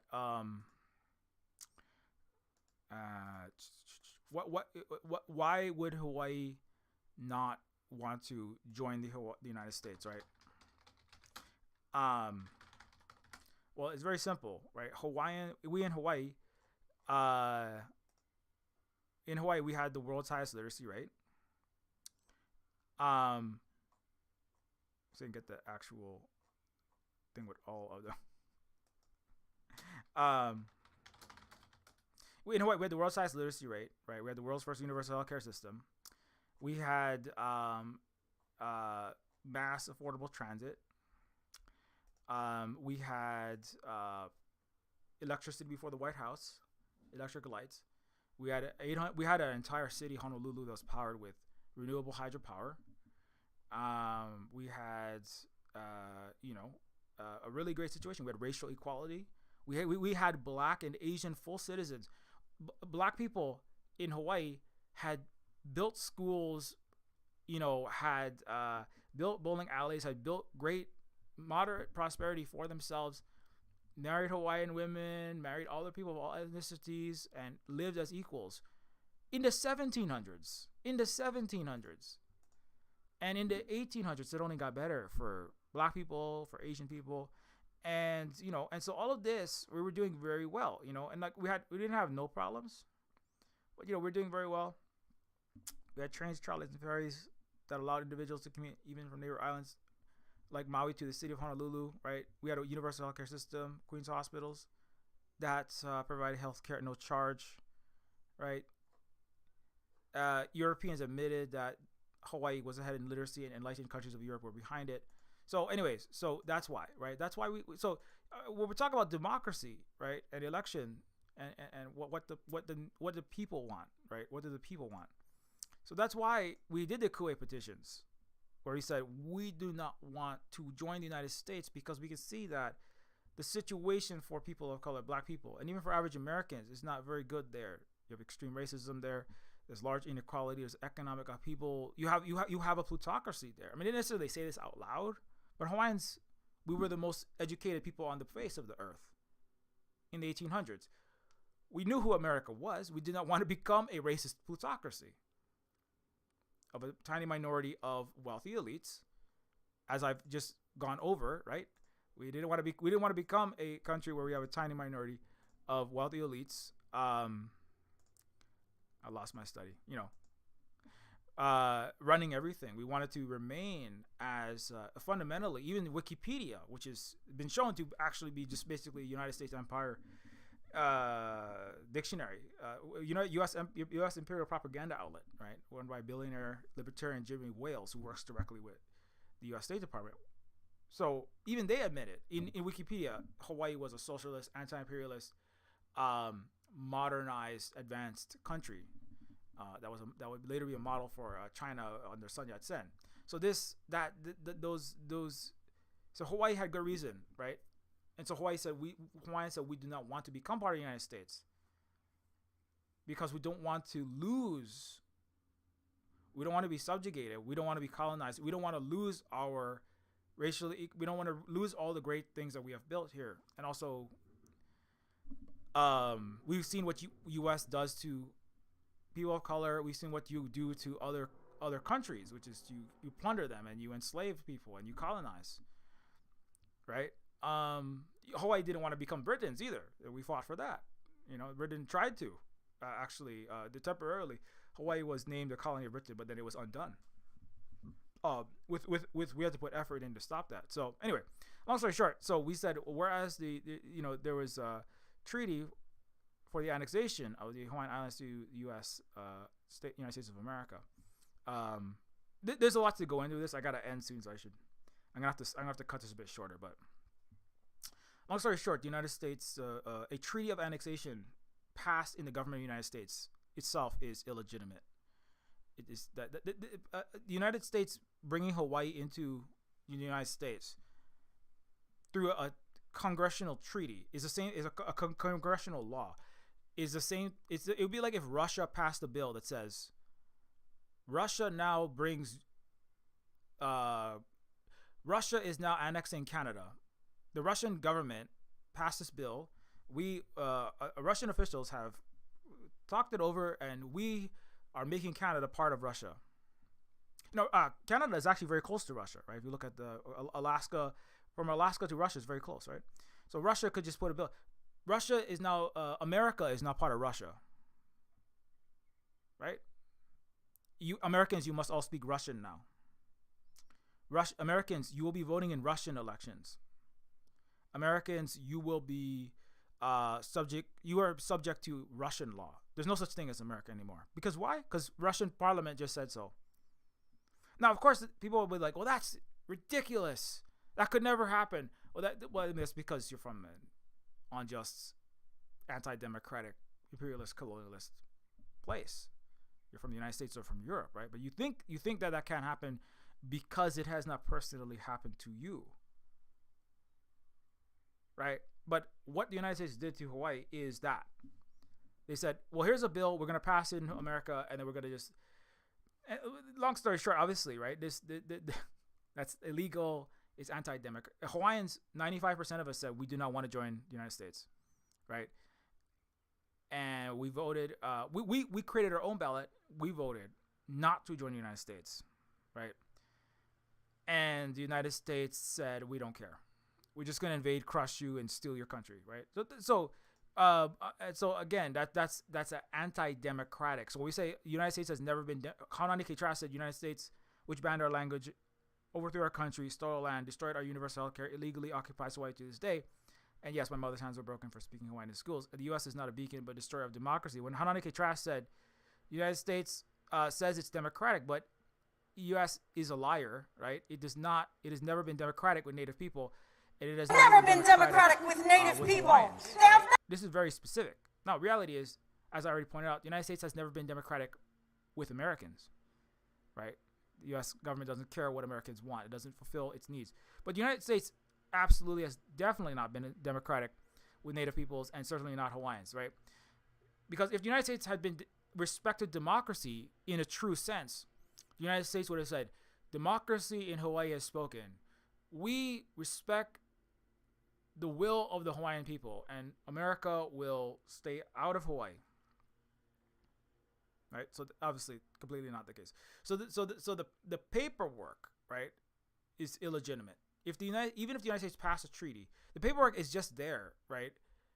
It's lawfare. It's to pretend like there's something just about this. It's just to throw some paper at someone and say, we use the big words and we have fancy papers and we pass it and makes it all legit. No, it's just nonsense, right? It's absolute nonsense, right? Serious UN international law experts have even confirmed that the United States Treaty of Annexation, even if it existed, it doesn't. It wasn't ever even ratified. But if it did exist, it would not be a basis for the United States territory or state of Hawaii, and that entire Hawaii as part of the United States.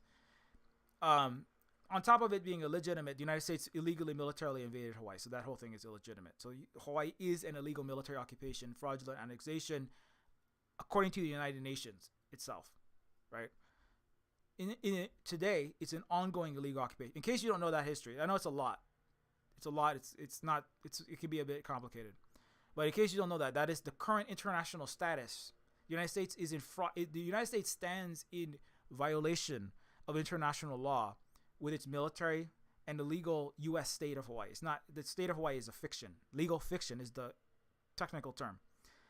And that's anti-democratic. Hawaiians today still don't want this. Right? So when you say, what is the Hawaiian, this is the Hawaiian perspective, right?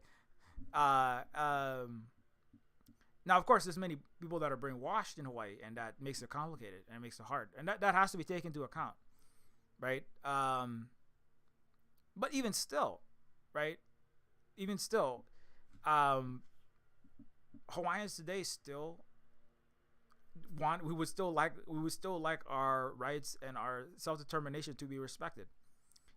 It's usually actually the younger generations is getting more and more and more recognizing this, right? They're siding more and more with as we were in the 1890s, which is 95% against being part of the United States. And so this is another event which is not to overburden the stressed Americans, but Native Hawaiians also resisted the bogus 1959 Hawaii statehood vote. There was no option for independence, and eligibility was not observed, allowing military members / settlers to swamp the vote. It's hard not to reflect on this fact now. This is from a Hawaiian person in Hawaii, right? So the statehood vote. So just to quickly go through this, because I know I'm late. Hawaiian, under international law, the United Nations international law, of course, the United States stands in flagrant violation, and all of the West, and ISRAEL is massively violating UN international law in the Middle East, right? But in the UN Charter, if a country wants to bring another country into itself and make it a part of its territory, like for example, Russia bringing the Donbass and Lugansk regions of East Ukraine into Russia, right? There needs to be a vote of the population of the country that is going to be annexed, or that is going to be joining the larger entity. And on the ballot, there needs to be an option for independence, right? There needs to be an option for independence, and then you can have an option for joining, right? And the United States did not give the option of independence. It only said statehood or territory, right? So under international law, legal experts have all confirmed this. Under international law, under the UN, so-called rules-based order is the unruly, unbased disorder, right? That's what the West doesn't have a rules-based order. It is an unruly, not based disorder. Mental health disorder and not orderly is chaotic. So, the military members, so on that basis, the Hawaii statehood vote should be thrown out. It's fraudulent. Just like the annexation, it's a fraudulent. Even under the West's own, international system that it supposedly is part of, this Westphalian state. What is the point of having these, international agreements that they don't even follow, right? Whenever they feel like breaking them, they break it, right? Much of the world is, witness this happen again and again and again, right? What even are these agreements for? It's just lawfare. It's just paper. Paper is just a weapon. It's nothing to do with civilization, agreements, justice, establishing norms, rule of law. It's nothing to do with that.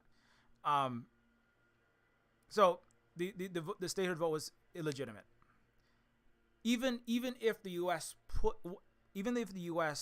on its Hawaii statehood vote ballots put independence, it would still be illegitimate. Why?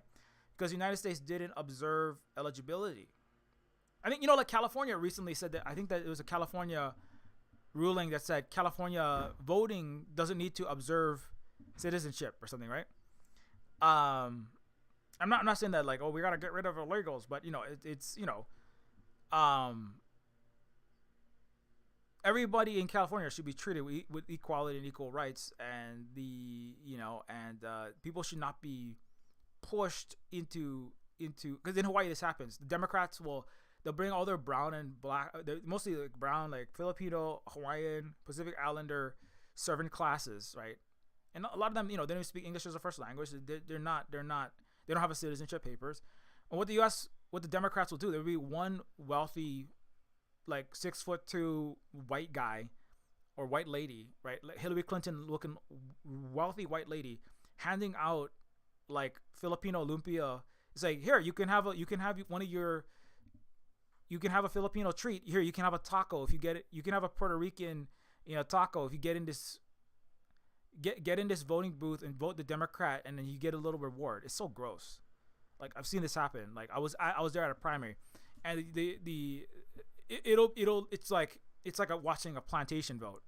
It's like all the little slaves get huddled into. It's like it would be like a slave master going, okay, black slaves, y'all vote for my slave candidate, or and then you get a free hamburger or something. The one hamburger you're gonna get, right? Okay, now go back to work, right? That's how it is in Hawaii. I was there in the primary in 2016, and it was really messed up. And it's like a lot of people they don't even understand what the ballot says. They don't speak any English, but it's like the ruling class in the blue states, the Democratic states, they just they need the little Filipino slaves. They need the little brown, massively underpaid, overworked in-home care workers, cooks, chefs, maids, helps, hotel workers, washers, cookers, cleaners. It's so gross. So that's what most Democrat areas are like. Liberal areas are like. And they like it that way, right? But coming back to this, the United States military, right, and just white tourists that were in Hawaii, they don't live in Hawaii, right? They just thousands of them just went into the voting booths in Hawaii. They got off a battleship or an aircraft carrier, and they went into voting booths in Hawaii. No ID, no nothing, and they voted for Hawaii to join the United States. That's not a legitimate vote. If China and Russia, right? If China flew like 100 million Chinese into America, right, and voted for Xi Jinping for president of the United States, if China, Russia, and Iran flew in 300 million of their people into America, and they voted for Xi Jinping as president of the United States, or they voted for a particular candidate, and let's say 300 million of them all. And there's Xi Jinping's friend, right, or Vladimir Putin's cousin somebody who was Vladimir Putin's Russian friend who is a American nationalized citizen, right?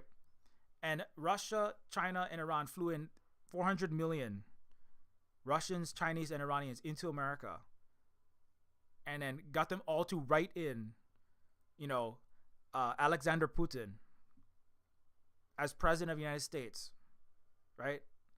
and then that was your new president, right? That is what the U.S. did in Hawaii. You flew in a bunch of Americans. You voted illegally in an election, right? But anyway, that's not obviously that's not democratic. So the territory annexation of Hawaii was not democratic and illegal, and colonial and immoral. And the so-called U.S. state is also fraudulent, illegal, and immoral, and bogus. So yeah, that's why when we say we're not Americans, under international law, Hawaiians are legally not Americans. The United States is remaining in flagrant violation, just like it isn't real. All U.S. military occupations that are not asked for by the countries, those are illegal. The invasion of Iraq was illegal. That was an illegal occupation too. I mean, far more deadly than a million people died. Far more deadly than the U.S. occupation of Hawaii. But it is the same in the principle of what it is. It is the United States as a country entering another country, taking over huge parts of that territory and doing whatever it wants with that land, right? That is not every war the United States is in is not democratic. That is violation of the will of those peoples that the United States is in, and they're all for profit and resource control and for transnational ball of vampires headquartered in Wall Street and D.C. Right? None of that is democratic. Right? So when Haneke, the U.S. is the greatest enemy to democracy in the world, worldwide. So people say, well, why are you not Americans? Why are Africans, Asians, Latin Americans? Why are other not Americans talking about American elections? Pay attention to yourself. It's not that American elections, make all that much difference, but the United States actually elections can make more difference to countries outside than inside. Like Africans, actually, there's an African I was talking about on the Twitch stream that said actually when Donald Trump got into power, Hassan Nasrallah, before he died, right? In the first Trump election, he said, "I'm glad there's an idiot in the White House. This is a breath. This will make it much easier. It will be a great improvement for our conditions in the Arab world and in the African world." It's like, Donald Trump will disrupt DC. They'll disrupt the planetary empire because of what he will do for his own selfish reasons. But it actually millions of Africans' lives improved. Austerity, the ability to extract and crush and steal from Africa decreased under Donald Trump, right? And in Latin America, a similar thing. It was like he was incompetent. He failed to fish the Venezuelan Socialist Fishermen's Association fished the A-team of America out of the water because of the incompetence of Trump and his team. And some of it is the incompetence, some of it is just Trump's own personal chaotic self. He's like a bull in the china shop of the empire, right? But it's kind of like if the Star Destroyers crash into themselves, if the Death Star malfunctions and starts to break up and it can't shoot anyone, that is a net benefit to the rebellion and to the galaxy, right? If the Death Star breaks, that's bad for people that work there. That's why all the DC people are freaking out. Biden is throwing $6 billion into Israel right now because he knows that Trump is he's probably gonna break a lot of the stuff that they've put together, and that's right. So the global majority of the planet Earth, especially colonized people, especially non-white peoples around the world, African, Asian, as I keep saying, the global majority, a lot of whom are BRICS members, SCO, right? American elections actually impact the average American a lot less. Right? Whereas they can mean life and death abroad, right? Sometimes, right? In the grander sense, in a grander sense, right? U.S. elections don't change the U.S. policy very much because the U.S. is run by, it's run as plutocracy. It's run by these webs of power in D.C. and Wall Street. That's nothing to do with who you vote for. The president itself is ultimately a puppet. But some of the puppets. So sometimes the puppets start punching the puppeteers and tripping the puppeteers, right? Donald Trump is like a Muppet, Donald Trump is like a bird. Donald Trump is like an orange Bert and Ernie, right? And like the Bert got kicked, but Donald Trump is like a puppet that like is very rambunctious, kind of like accidentally trips the puppeteer up a little bit, right? And it's not because Donald Trump is like trying to save the world. It's because he just kind of like, he just kind of has the mind of his, He's a not very disciplined puppet, you know. But that's disrupting to the greatest planetary evil that is the United States empire. So that's why people care about, that's why some people care about what happens. Well, they care more about what the U.S. is doing as a whole, because the U.S. is destroying all 8 billion people's lives, especially outside the U.S., right? And so they really care about what it's going to do, because that is going to impact what they have to do and their life. And, so, and there is a material impact. If you have an idiot in the White House, it's really good, because it's like, you want to fight an idiot. You don't want to fight a competent imperialist. Like Obama was a more competent imperialist. He's a more competent Emperor Palpatine. You don't want to fight a competent one. You want it to be a stupid person, right? If you get rid of Emperor Palpatine and replace Emperor Palpatine with the stupidest person on the starship. Like, if you replace Emperor Palpatine with just some rando stormtrooper who doesn't know anything, right? Or that's going to be easier to fight. If you have somebody that's very conniving, very efficient at cooing and pretending to be good, or if you have somebody that's really skilled at warfare and subjugation, right, and deploying Death Stars very strategically, that's going to be harder to fight than somebody who throws the Death Stars into the sun, right? That's what you want. Oh my God, why would you do that? Why would you tank yourself? Like, if America sanctions China right now, their economy will explode, and it's like, that's amazing. Please sanction us. That way, you'll destroy yourself. Right? I mean, that's kind of, I've actually seen that. So some of the Chinese are like, yeah, no, actually Trump would be great, because he's gonna. U.S. relies on Chinese exports for virtually everything: their cars, their houses, their basic infrastructure.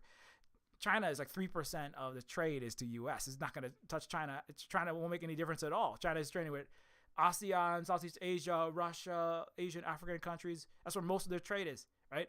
So Trump, if he sanctions China, right, he says the other side is so stupid, but they are stupid in many ways, right? But this is kind of like, if Trump does that to make himself look good, or maybe Trump is playing a real long game, which is Trump is like, I don't care about America. This empire is kind of, sometimes I feel like Trump doesn't want to blow the U.S. empire up, because richer people than him at BlackRock, Goldman Sachs, the people at the top of DC and Wall Street, and the big Bilderberg group, and the G7, the really people that get the really prestigious seats in the meetings of billionaires and the global rich, they laugh at Trump. So I think kind of Trump does. I don't think he's like a comrade Trump, but he kind of wants to break their toys, because they spite him. They have this whole time, right? And so that makes him. He's a very spiteful. He's a very petty man, right? And so that's so anyway. That's nothing to do with this though. But that is a way that the world feels, right? So if the world really was democratic, if 90% of the earth votes for the U.S. to implode, that's what the U.S. should do. So in that sense, the U.S. is democratic, because it is collapsing. As the world, as the rest of the whole humans, if the average human on the earth wants the U.S. empire to implode and collapse in on itself, the United States is fulfilling this accidentally fulfilling the wishes of the democratic earth, right, by destroying itself. I'm not saying I want Americans to die or something like that. I'm just saying, this system is unjust and needs to go away. Okay, so anyways, it's already 2. I gotta go. Anyway, but that's some of the Hawaii take. Here's some other Hawaiians that also can tell you about that. Yeah, can't wait for angry Hawaiian. Actually, that's not mine. It's not a Hawaiian person, but here's an Iraqi perspective. Hakim, American leaders will crawl over each other to vote for the GENOCIDE candidate because they fundamentally don't care. They lack humanity and material analysis. They have thoroughly internalized all the dehumanizing, orientalist, racist position of the American empire. Yep.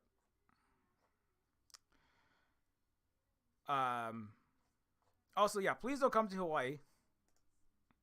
If you live in America, think you can escape Trump to any Pacific island, think again. Your captain cooking awaits.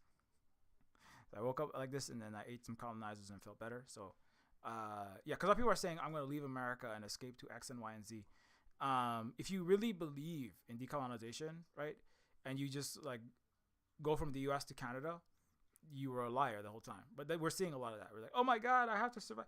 Like, deal with the problems that you have created as an American in on stolen land, you know, or you know, I mean, stop doing land. Why you do what is this land acknowledgements and this fake? I care about Native people and decolonization. No, that's a bunch of empty words, right? Yeah. They stormed the Capitol. You stormed Starbucks. This is misleading. As Fati the Street is black and also Native and also disabled person. That was very. Look at was like saying I'm like so sad about what I'm seeing. You know, where there's some people that are saying because you didn't vote for Kamala Harris, I'm gonna drink all the Starbucks and McDonald's and just to spite all your little children's in Palestine. And oh man, it's so nasty. Like, and some people point out like, if you're upset at a racist country that has white supremacy at its heart, why are you jumping? The first thing you do is uphold that by benefiting white supremacy of the U.S. in general. Also, like Starbucks and McDonald's, these employ like massive numbers of black and other people of color as prison slaves to make their burgers, to do work for McDonald's and Starbucks, right? It's like, and what you're gonna do is you're gonna spend like $100, $200 at Starbucks and McDonald's, like how? But you see like that is incoherent. Like that there's deep problems there, right?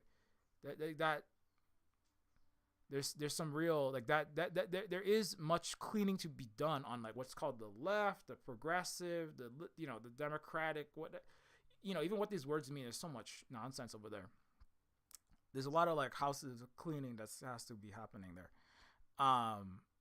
Some people said like this whole thing was a psyop to try to get black women out of actual radical or just not really just like normal human politics that's gonna help the world really. But in the West, it's called radical.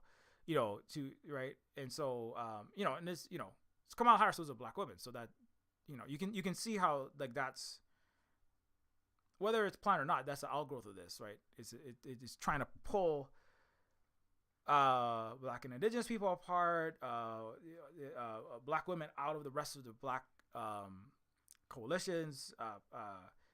Obviously there's a lot of liberals that are just screaming into their pillows and stuff, right? And that there's, like I said, your body, my choice now. And so one thing I will say is that anybody who believes that non-consent is okay, just remember, guns are a thing and you can get them and women can have them, and that could make it hard for people that want to do these kind of events. I mean, it's kind of like, obviously this is not like, it's not like every woman in the US is going to suddenly kill every single man like tomorrow. Or that like that's necessarily a good thing, but like there is an inequity there is gender inequity, and there is like racial inequity, and there is I believe part of the dissolution of the collective West is also going to be the dissolution of patriarchy, which is it's going to involve somebody's talking about the 4B, like the birth strikes. Like South Korea has this strike. Women are not dating men, not marrying men, not having children, right? The birth rate is like for every woman there's like 0.2 or 0.3 children being had, right? So there's like they're not even close to replacement rate until there's gender equality, and like that kind of has to happen. Like that gender equalization has to happen. And it's not going to happen willingly. So it's funny because Donald Trump and Elon himself is like in Trump's ear, right? He's like very close friends now.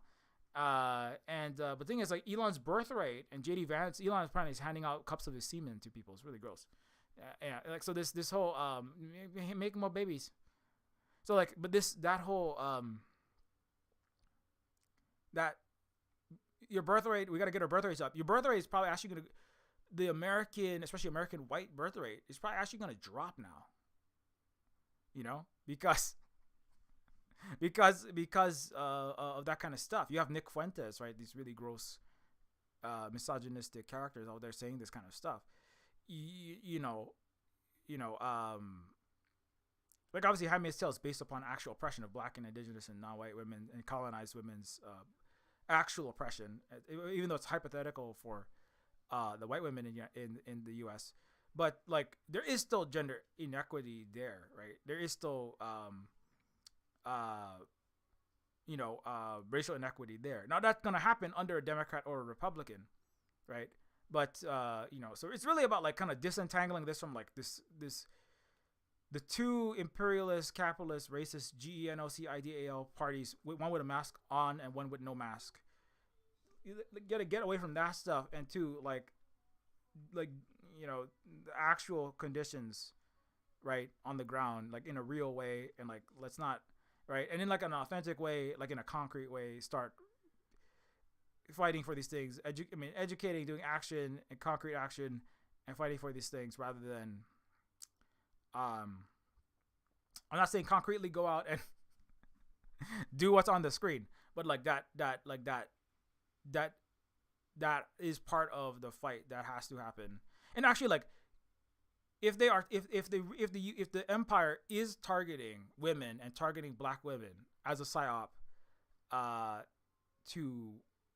to turn them, right, by putting up a black woman for president and then ripping it out of her hand, ripping the black women's presidency out of her hands in order to break that, right? Then you're taking flack. That means you're over the target, right? So so don't stray from that path. They do. The Black Panther, a lot of the second Black Panther especially, was about trying to break black and indigenous people solidarity, to say black and native people, you should all fight each other, right? Central and South and Central American and Africans, you should all fight each other, right? Rather than come after, it's a Disney imperialist made show. Rather than come after the empire in the United States that is hurting everyone, right? This is you should all. So there is an attempt to, right, take the Palestinians and the black and non-white and queer and women's support for Palestinians and break the Palestinians and diaspora peoples of color and minorities apart, right? That's certainly a strategy of what they want to do, and it's my perspective that we should not allow it to happen. But also, yeah, Pele was a volcano goddess who took pleasure in burning disrespectful guys alive. Yeah, and yeah, that's the end of the stream because it's already late. I gotta go. If you appreciate the education, so long story short, the U.S. is its empire is in disorder. Actually interesting. The U.S. elections, the Democrats are not showing as much. Part of me is kind of like Democrats, contest the U.S. elections. That would be really great. But see, the Democrats have more competent imperialists in charge, and they know that making America seem stable is more important than anything else to maintain global plunder, right? So, whereas the Republican conservatives, they're not as sophisticated, right? So we'll just storm the goddamn Capitol, It's very brash, right? But that's because the Democrats is a more dangerous enemy.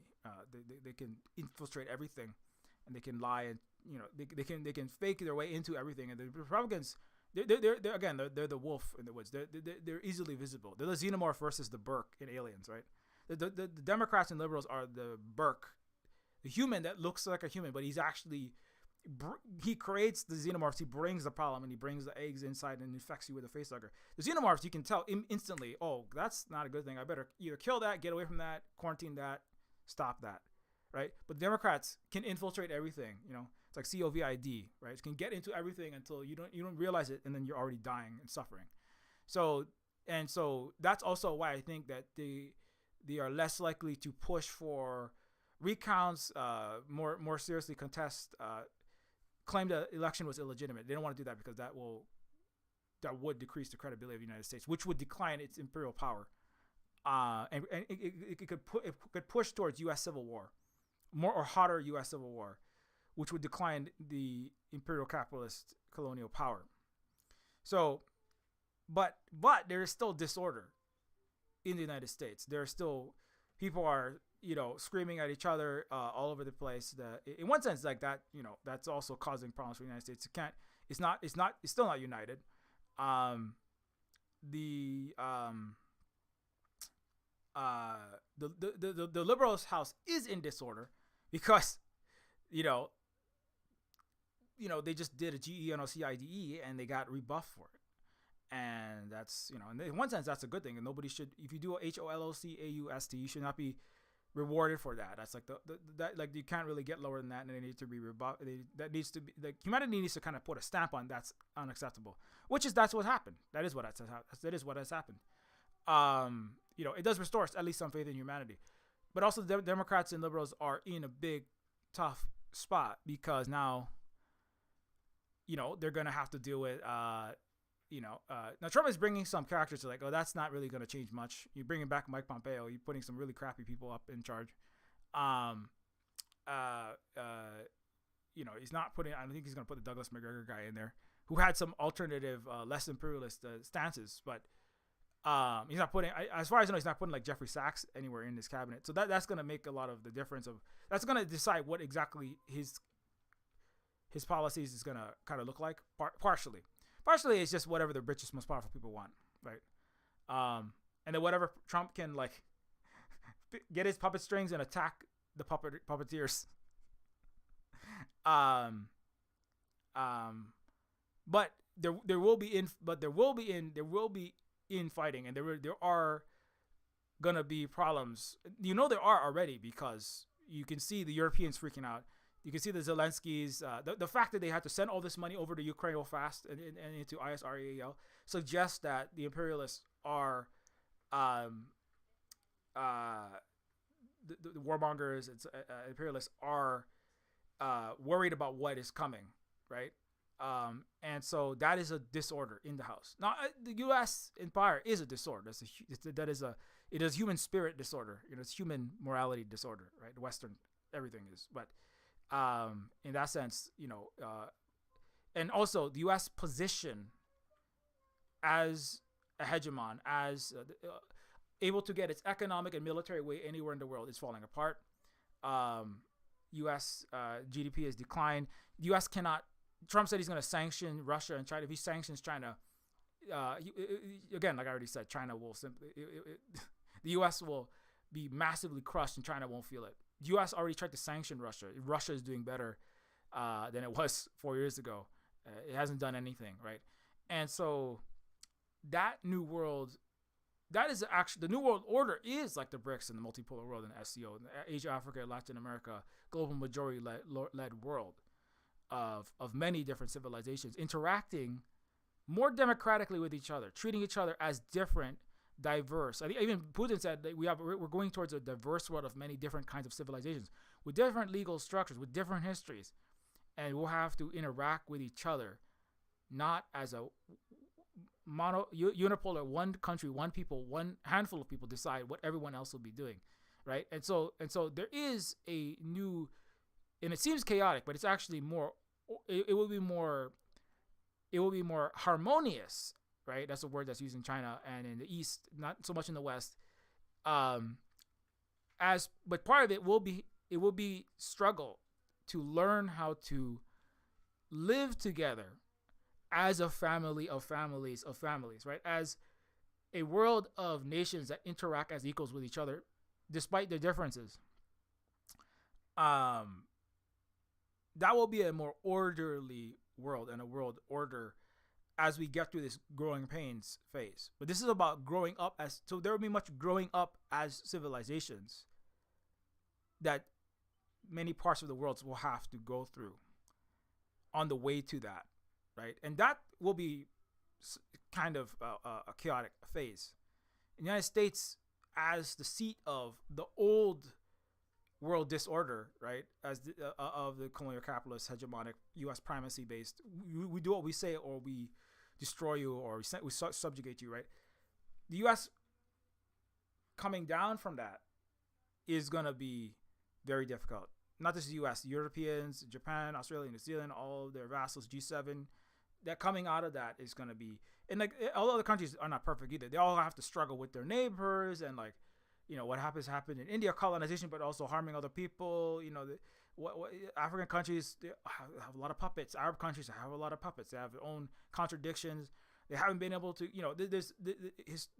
all of this stuff is going to have to all be like worked through, and it's going to be a bit messy, but at the other side is a not only orderly, but actual moral and just and more prosperous ultimately, and less damaging and less screwed up and less childish, blowhards, and BS artist filled world. And that's really great. You can support us at ko-fi.com/silverspook.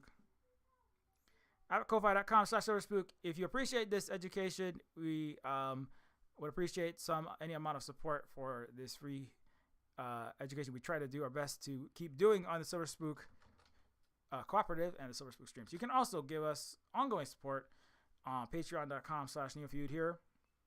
Patreon, you can give us ongoing support and get access to behind the scenes on what we're working on, such as Neofeud 2 and other updates on the Silver Spook cooperative. This is Halloween month, so here's some of the Neofeud 2. If you're here for the video game stuff, this is some of the games updates. I was working on a rock concert animation sequence for Neofeud 2. Silver Spook cooperative. I'm gonna try to do a video on the Silver Spook Landback food and medicine garden ahupua'a system restoration that we do here on the U.S. occupied Hawaii to do land back here. But I'm gonna try to we have oranges that are actually turning yellow now. I gotta go take a picture today because the oranges, they're green and now they're turning yellow. So we're gonna have a bunch of oranges. I'm gonna try to do it like for this Thanksgiving. I'm trying to have an indigenous Thanksgiving with I'm trying to put together like something with all my indigenous friends from around the world, Native Americans, Maori. I got at least one indigenous person from Okinawa. See if they can get in there. But anyways, long story short, if you want to help us out, patreon.com/neofeud, and of course you get access to the Silver Spook Discord and the Silver Spook, not the Silver Spook Bandcamp, but the Silver Spook University, which is over 1,000 hours of the content I've produced, plus threads and texts that I've written, categories according to topics, on economics, history, politics, soft sciences, art, pop culture analysis, combining all these things together. It's basically all the streaming and all the videos that I've put together, but like categories according to topics, plus international panels from Asian, African, Latin American, Native perspectives. And if you want all of this for the low price of like whatever you can afford to pay on Patreon, you can also help us out by grabbing the games like Neofeud, which is on Steam. Neofeud style adventure game that The Illuminati created us. They wanted to build a god with their own hands, and instead they created us. Just because I'm made of silicone and aluminium, I must be doing something wrong. That's machine stereotyping, that is. That's reality, that is. Machines are second-class citizens. Humans are sentient persons by default, ma'am. They have personhood by heredity. There are thousands upon thousands of overqualified slum dwellers. You are my peon. Don't you get it? This wasn't a job. It was always just an excommunication sentence. We're pawns in a feud bigger than we can imagine. Get Neofeud on itch.io for Windows and for Mac and for Linux here on itch. You can also get other games like Decolonators. Decolonators is going to be featured at an anti-imperialist event in New York coming up soon, and that's really cool. I think it's Boxies somewhere in New York City. I had to write up like an artist's statement about that, so that's cool. This is a game where you kick capitalist colonizer butts out of your country. It's a historical perspective of Vietnam from the Vietnamese communist side that was illegally invaded, undemocratically, I might add. And they got justice through armed struggle. And of course, you can also get Indigenous Star and several other games. And Woman is a book by Howley, who was raised in right-wing evangelical Protestant Christianity, critiquing that culture from a perspective of Mary in the Bible. Also, you can follow at Silver Spook Games at wandering.shop and/or at Silver Spook Games at mastodon.social on Mastodon, which is a decentralized, non-federated, non-capitalist social media platform. But and you can also follow on Blue Sky. We're on Blue Sky, Silver Spook Games, and you can also follow on Twitter at Silver Spook Guy. and or on Twitter at Silverspoot Games for the games related stuff. Terminus C is a Terminus Cyber Star, which is a cyberpunk RPG. I'm the content director and lead writer for. And you can also follow, of course, Holly, who is allergic to blue, writer, producer, moderator here. Married to myself, parent of 2, Lineback Free Hawaii, mask wearing person, because we gotta not. Did you know there's wastewater levels of H5N1 are in all over California, and also in Illinois, all around the U.S. And there has not been a case of H5N1 in the cows, but it's in the wastewater. So that is suggesting there's H5N1 increasing human-to-human spread. So just please be careful. You have ongoing pandemic and more of them happening. So please do that. Okay. Anyways, I can also thank all these people. Thanks so much for this support. Without the support, it's hard for us to keep doing this work. So thank you so much to all of our Patreon supporters. Consider becoming one if you are not yet. And one more thing I want to shout out to our my friend and I guess I work with him, so it's I guess somewhat colleague, somewhat Dr. Chris Patterson, also known as Koyuki Guillermo. I'm working on a new cover for a new book that's being put out by Dr. Chris right now as we speak. I'm done like making art for Neofeud 2, thank goodness. The story art programming is done. I'm just like editing the game, getting the script together. So now I'm working on art for the new cover of this game. I'm actually reading through this book right now. I actually made this cover art as well. So shout out to Dr. Chris, and check out all of Chris/Kovika Guillermo's books. And I'm sorry, it's not even on screen. Oops. There you go. That's what I meant. So don't forget to check out Dr. Chris's books, and it's I'm working on the sequel to. I'm working on another book that's called Of Floating Isles. Neofeud is in the book too, so that's really cool.